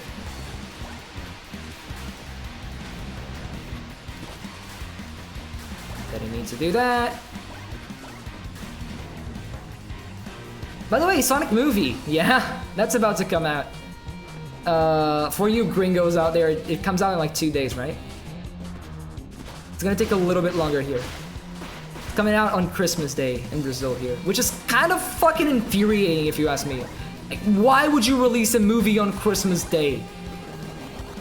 Because like, at least the local-ish, like I live a few hours away from the nearest movie theater.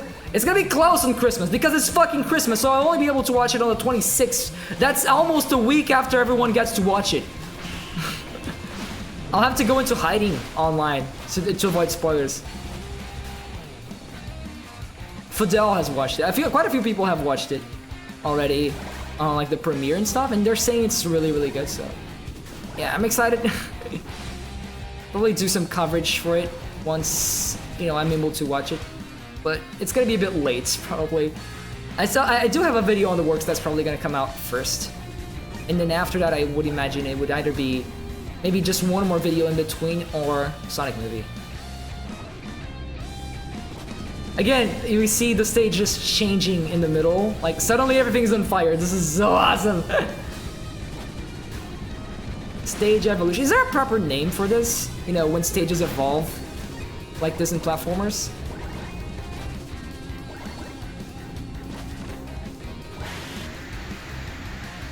It's really fucking... I don't think there's a proper name for it, but they need to make up a proper name for it. This needs to be, like, studied in game design school. I'm gonna get hit here. Yeah, there was just not enough time to avoid that anymore. This thing is kind of whack to control, but it's fairly manageable.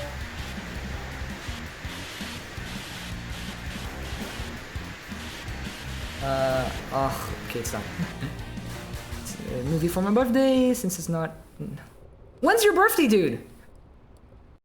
Happy early birthday, if I forget to say that once it does happen. But when is it? I'll make sure to try and remember it so I can wish you happy birthday on Discord properly on the actual day. 27th. Okay, so you're probably... Chances are you're actually watching it after me. Just kind of reassuring, at least. In a twisted sort of way. Yeah, we're fighting the guy again. I don't remember if this time is like... Yeah, second encounter, the Guardian. This time we have to win or not. I think we might not have to win, but I'm gonna try and win anyway. Because we're just built like that.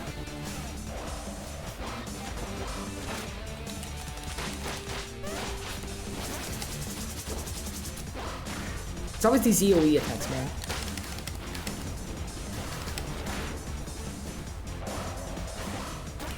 Oh, what do you mean? What? No, I parried that. Stupid fucking game. I'm gonna die because stupid parry patterns.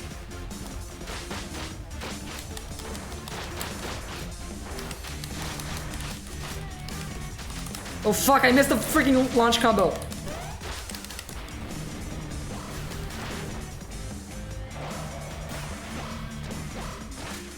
There we go, perfect parry.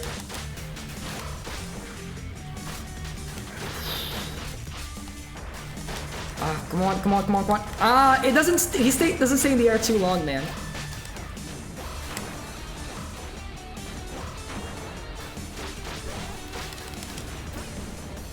These AoE attacks, man, there's no way around them. There we go. Okay, we might be able to do it. Let's do it.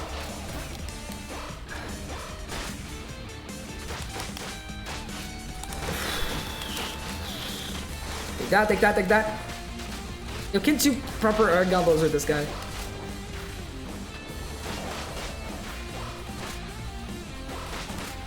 Ah, take that, take that. I think we're doing it. I think we're doing it, guys.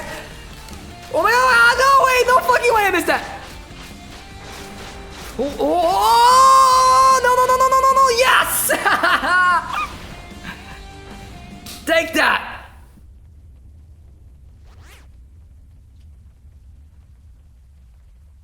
I don't think that was a mandatory. But yay, we did it. Okay, more backstory. This guy is from Spark 2 as well. Here lies a famous artist, said the tombstone. He was wealthy, but died alone. Nobody to leave his wealth to, it was abandoned. This included a large mansion and his personal security guard. Protecting the mansion for years, he stood patiently. Until one day, thieves showed up at the abandoned mansion. Quickly, the guard rushed into action. In mere seconds, the thief was no more. This is when the guard noticed something. He enjoyed the kill. From that day on, the guard looked for reasons to continue killing. Looked for individuals who were deemed worthy of his punishment. And very quickly, they were no more as well. Meanwhile, somewhere in a construction site, It was a mindless worker robot. Till one day, due to a stroke of luck, a single bit was flipped. Suddenly, the worker was fully awakened, now fully conscious. He tried to communicate with his fellow workers, but none were able to listen. They were all still mindless drones.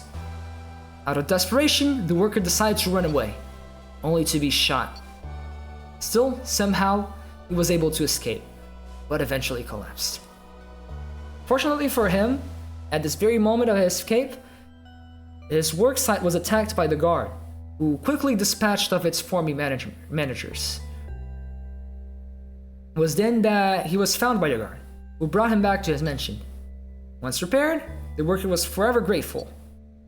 "I fight for our liberation, and you should join me," said the guard. The worker agreed, was given a sword, and together they trained. Noticing they had no name to call each other, they decided to give each other names. The worker was named Flint due to his origins as a construction robot. And the guard was named Double because he possessed two swords which he carried himself all times. During the training, Double noticed a weakness in Flint's design. His neck was an obvious weak spot. This in mind, Flint was given a wig made out of extremely resistant fibers. This would help him mitigate his main weak point. Soon enough, it was time for the first engagement. "You'll raid the factory and trigger their security systems," said Double. "Slash away at the mindless drones that come our way. They're not like you and I," he continued. "With you there, I'll rush straight to the core and take care of the situation quickly." Flint found the plan a little strange, but agreed anyways. With this, Flint quickly dispatched a wave of security drones by himself, while Double proceeded with his plan. But suddenly, Flint found himself alone. No more drones were going after him. This is where it dawned on him. Double did this to draw all the attention for himself. Foolishly believing his master was in danger, he rushed to this location. Once there, Flint was astonished at the sight. A gargantuan robot stood in Double's way and was ready to attack at any moment. This is when Double finally removed his eye patch. In the blink of an eye, everything went red. The previously gargantuan robot was in pieces. "You better not be around when I do that again. It's too dangerous. Stick to your own path." Flint was shot, still proceeded with the mission. From that point on, Flint continued to fight until he reached the center of the factory. Little did he know, he was about to witness something that would change his life forever. He killed him out. This did not sit well with Flint. It did not English. Come on, I'm narrating here. This is supposed to be dramatic, and I stumble at the worst possible moment. Bear with me, chat. This did not sit well with Flint. It did not sit well at all. It's lovely, isn't it? Putting an end to their miserable existence, it just excites me, you know?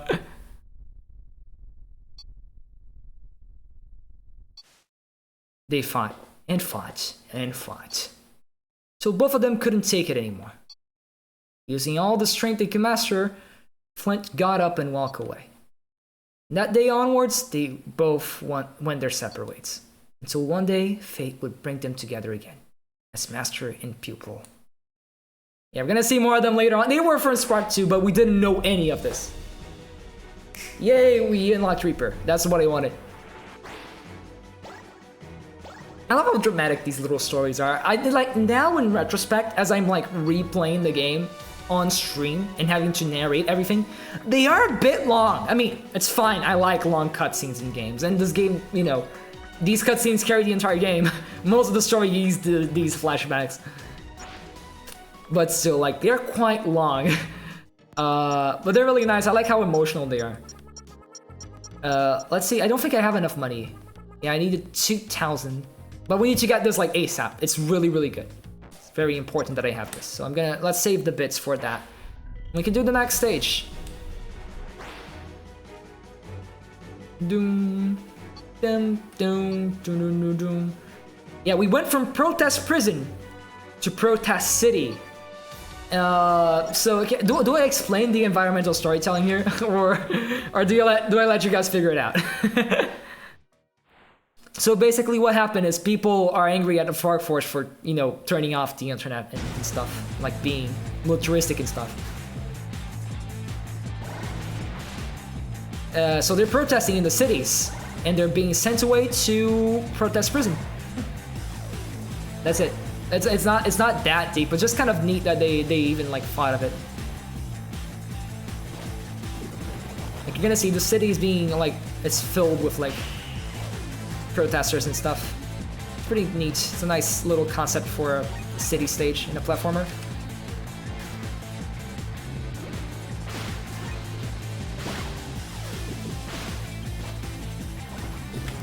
Oh no, I meant to do the other one. Okay, we're still here. This song also goes kind of insane. Oh,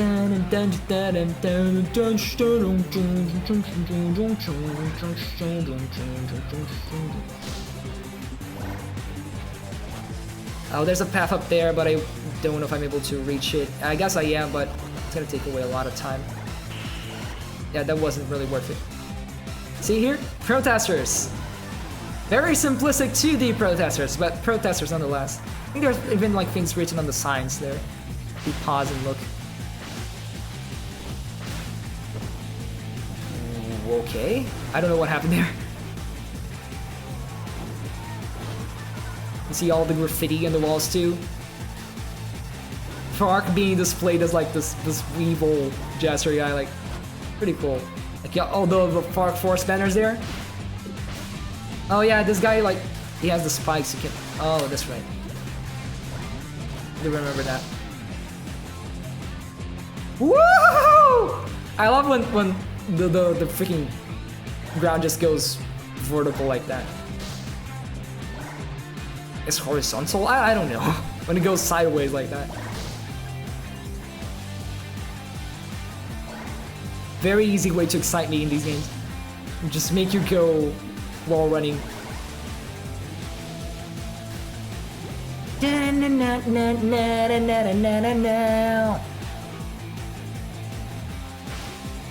I do remember like the first time I heard this song wasn't in game. It was in between me playing Spark 1 and Spark 2 because I was getting into why does he look like an Among Us? Come on. Why does he look like an Among Us? Did you guys watch the death battle? Among Us vs Fall Guys? It's genuinely really cool. They did a great job with that. He made such a stupid concept work and it's great. They've been killing it with that battle lately. Bowser vs Eggman was also insane. I forgot. Ugh.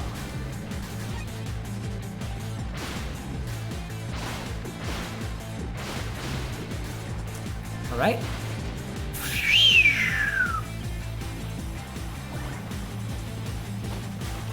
This game came out in like 2020 something, right? I wasn't there.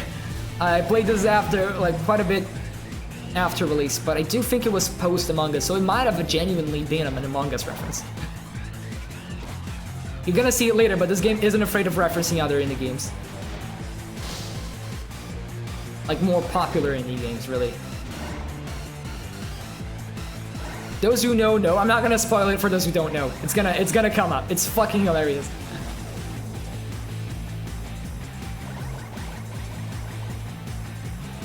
Come on, this is just sick, man. This game is just so fucking cool. The thing is, like with Spark 2, the gameplay looks smooth, but it isn't that smooth if you're not like really good at it. Spark 3 is actually just that smooth. It plays as good as it looks, basically.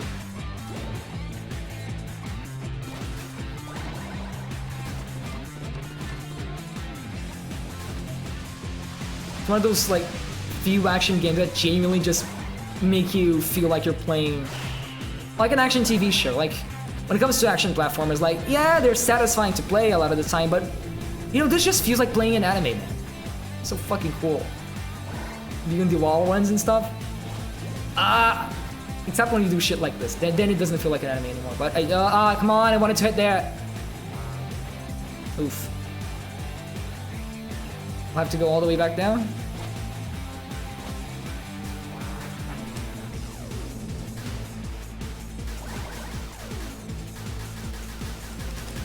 Spam that dash button. Okay, here we are. That was, you know, a bit anticlimactic.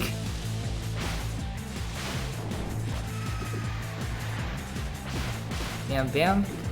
I love how long these stages are. I don't know why people dislike long stages in platformers, honestly. That's a complaint I've seen with Freedom Planet as well. People really don't like the long stages in that game. But I like long stages. It makes them feel more complete. You know, people also don't like short stages, so like, I guess people are just gonna complain about anything, really.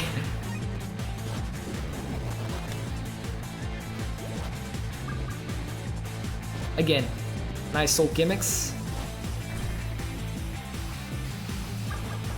Do this again? Okay, the missile. That takes like probably energy. Okay, oh yeah, and dash. Alright, let's go. What I said about gimmicks, I love gimmicks. Just a bit, it does suck that I have to like basically claw grip. Oh no, I can use the right bumper. Okay. I can use the right bumper to fire. Okay, that's better. I forgot I could use the right bumper to fire. I was trying to fire with square and it just wasn't working out because you gotta aim with the right stick.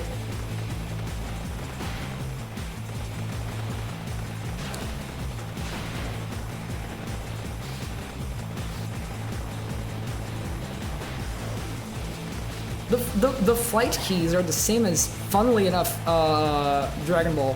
Where are they? I think Budokai actually is like R. Do you guys remember that? If like going down in Budokai is like R1 and then like, because this game is like L2 R2, and it reminds me a bit of Tenkaichi, but I think it's not quite the same actually. Now that I'm properly remembering it and vocalizing what I'm trying to say. I think that game is R2, R1 instead of L2, R2. Missile. I think I gotta break these parts first, yeah.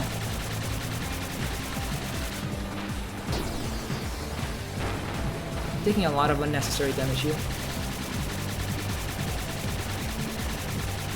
Or is this just for missile regen? I don't know. Does it do take a lot to break? Let's try and just break them. Oh yeah, no, I need to break these.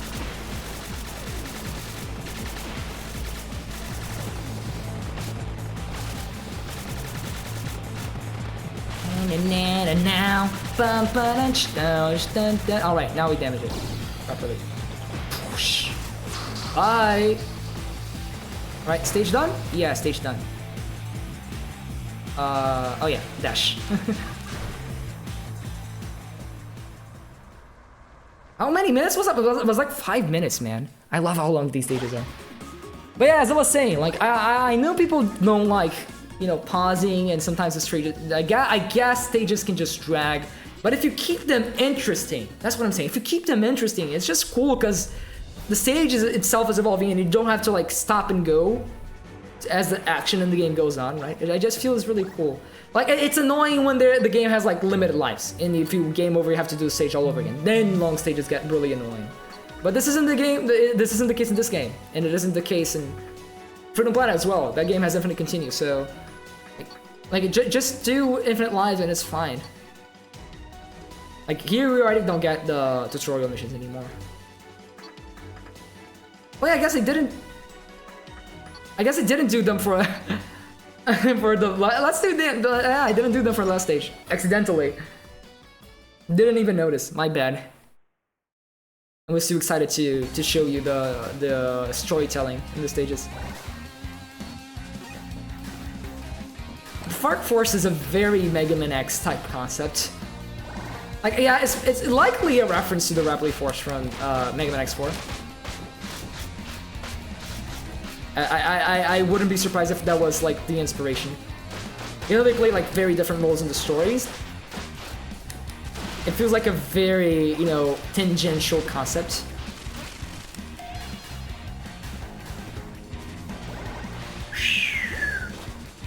I guess we can finish these extra stages and then call it a night, because it's been a bit. I still wanted this to be a short stream. It already isn't a short stream. I titled it wrong.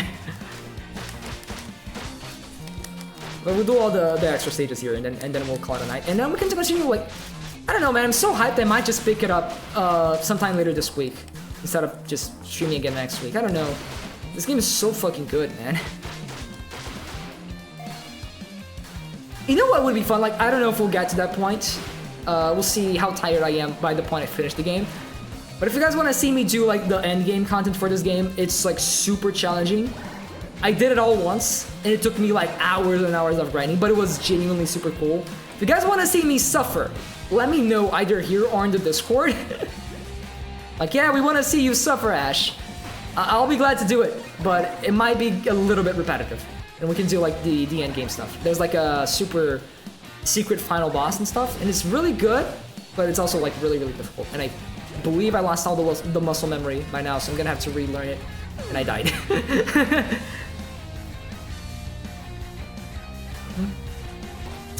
Oh yeah, you mentioned Time Attack, Moongium. That's right, that too. I guess that's true. Yeah, I don't usually consider that, because I'm not that much of a Time Attack guy. Oh yeah, I gotta do the combat. I like the idea of doing, like, time attacks in, like, Sonic and stuff, and I do it casually on occasion. But if I want to speedrun a game, I feel like I'm more likely to just want to speedrun the entire thing. And when it comes to just playing the game for the first time, I do really enjoy just having these beefy long stages that are very substantial. I like it when stages tell stories in games, pretty much. Not necessarily like stories in the traditional, like, writing sense, but really just when the stage itself feels like a proper adventure. I really like that. Just at least for the first time playthrough, like, different types of games and different things, and I feel like depending on the game, you might want to do shorter stages for Time Attack, or do it like Spark. Like Spark kind of does it great because it has, like, the shorter Time Attack stages and the main ones that are really long. But, like, that's a really nice, like, sort of like in between solution. I'm gonna die, I feel.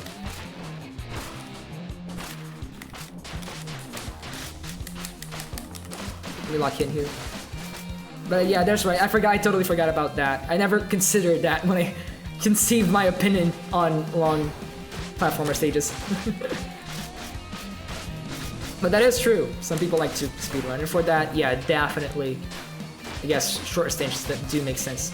But it's like when you complain in the context of that, then it makes sense. But I see a lot of people, like, I remember someone called me Johnny's review of Freedom Planet. He talked about, oh, the stages are too long, and I'm like, they're long. That's cool. What are you talking about, man? I guess just different strokes for different folks. Like, it doesn't matter. There are checkpoints and infinite continues. What are you complaining about?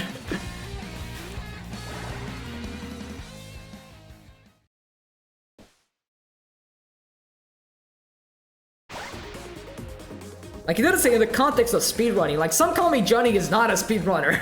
Not properly, anyway. I don't think, anyway. Pretty sure. Might actually be wrong about that, I'm pretty sure. He never talks about any of that stuff in his videos. Just reviews the game by playing them, like, once. And for the first time experience, I do think long stages are really cool. I feel like if I were to make my own game, I would like to do some beefy stages. Like, I'd have to see how logistically that works, because it does take a lot of effort.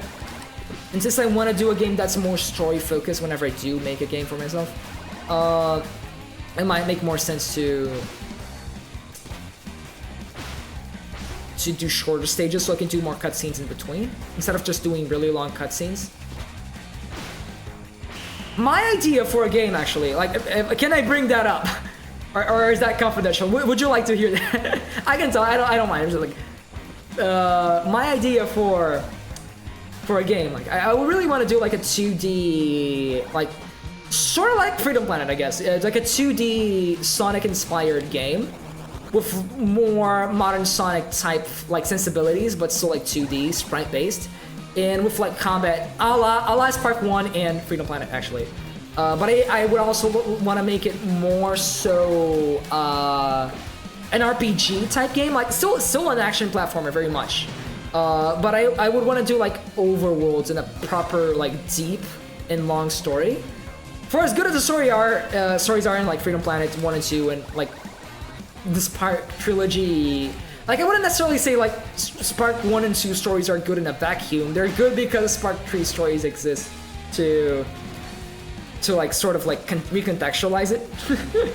But I like the stories in all these games, but I would like to do like a game like those, but with more of a focus on the characters and the story and long ass cutscenes and like item progression probably too, where like you get upgrades a la Sonic Adventure and then you can go back to the previous stages and like explore them in different ways. Like maybe you get a grappling hook or like wall run shoes or something, and then you can go back to previous stages and find different pathways.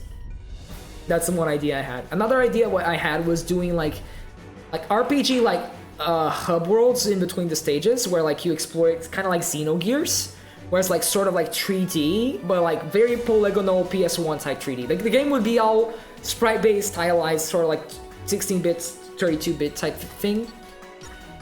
But I would like do it in a way where it's very clearly like a PS1 type game with like 3D elements in the backgrounds and 3D overworlds, like very polygonal 3D overworlds that you can control the camera off using the shoulder buttons.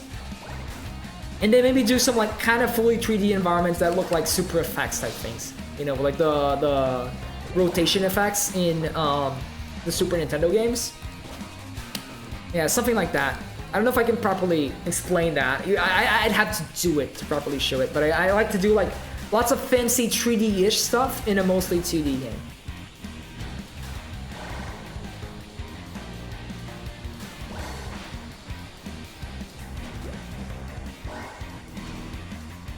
You know, like in F-Zero, the like the streets, they kind of look 3D-ish. It's just an illusion, but like kind of like that. I would like to do overworlds kind of like that as well. So it's in between like Xenogears polygonal or F-Zero just technical wizardry 2D 3D stuff. I do have an idea for the story, but I feel like I shouldn't go too deep into that, or else we would be forever just talking about this random game idea I have that will probably never be fulfilled. Like I want to make this game someday, but like it will take a bit. It will definitely take a bit. Oh no, I got too focused on talking about the game. I forgot I was actually playing a different game. Aw, dang it.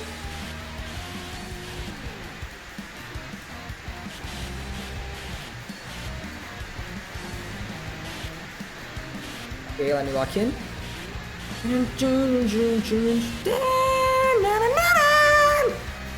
song goes so fucking hard, man.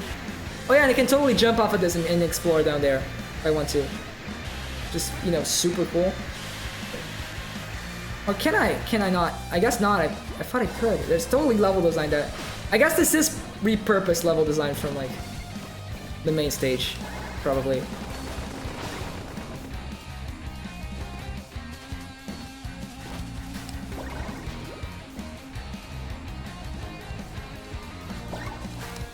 Reminds me of the final stages from Spark 2, actually. These lasers.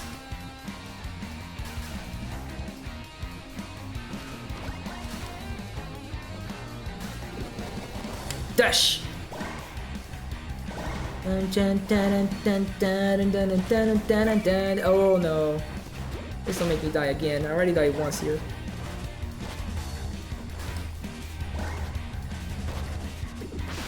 Oh, barely made it. I was like, you couldn't see. I was actually like spamming circle there, hoping the homing attack would hit. Oh, there's a health thingy here. Thank you. I'll take that. Desperately need it right now. Oh, double jump kind of saved me there. Why are these here? It's the fucking Miiverse pose. Like, why is the spring here? It's a trap. It's a trap. It's supposed to keep you from moving forward. While me standing outside your house with a bat as a trap, it's supposed to keep you from walking forward. Okay. Yeah, I was just letting the game control it. It was kind of working out.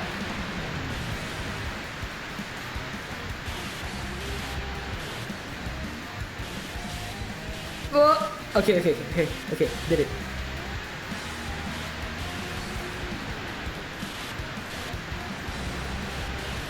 Oh my god, oh my god. Okay, okay, okay, okay. We got this.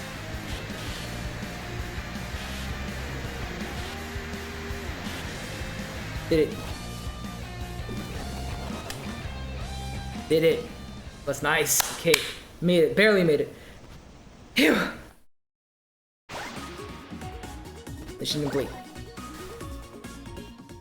There's like 2 or 3 more, right? And then we're gonna call it a night.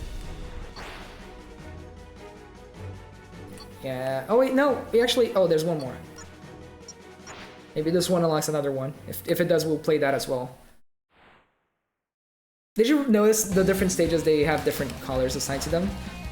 Oh, this one's a combat one. That's nice. I like the combat ones. Oh yeah. Actually, I think we have enough money for the new ability. Let's get that and then go do this, so I can show off the ability, because it's really cool. Jester power. It's Reaper Jester. There we go. I barely had enough bits. There we go. All calculated, man. Totally planned it. It's a really cool one too. I really like how this one plays. Let's go. Awesome design too. And here's the thing, if you switch between the characters, you can switch like as you go, and that gives you more combo points, because the combo system is based on attack variety. From my understanding, kind of like how Devil May Cry has like the style system, and that's based on using different attacks. So using different characters allows me to build up the combo meter more quickly. And we do have more movesets that we unlock later on.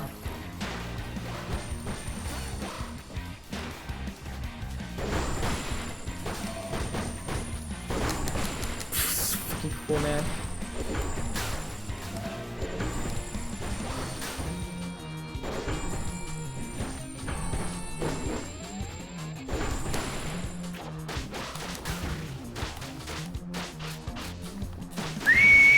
Done.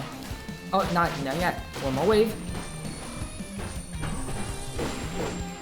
Hold on. These animations are so cool too. They really cooked with this.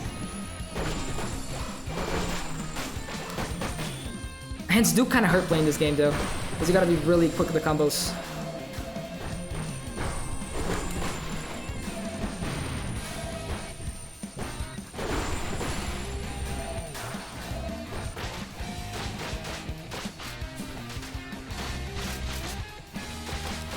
Gotcha! That's what I wanted to do, man.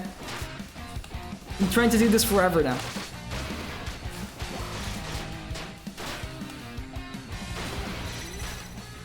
Done. Oof, my hand kind of hurts. Alright, I think that should be it, unless we unlock another stage. Actually, this stream was actually a lot longer than I planned it to be, but it's fine. We had fun. This was really fun. Yep. We're calling it a night for today.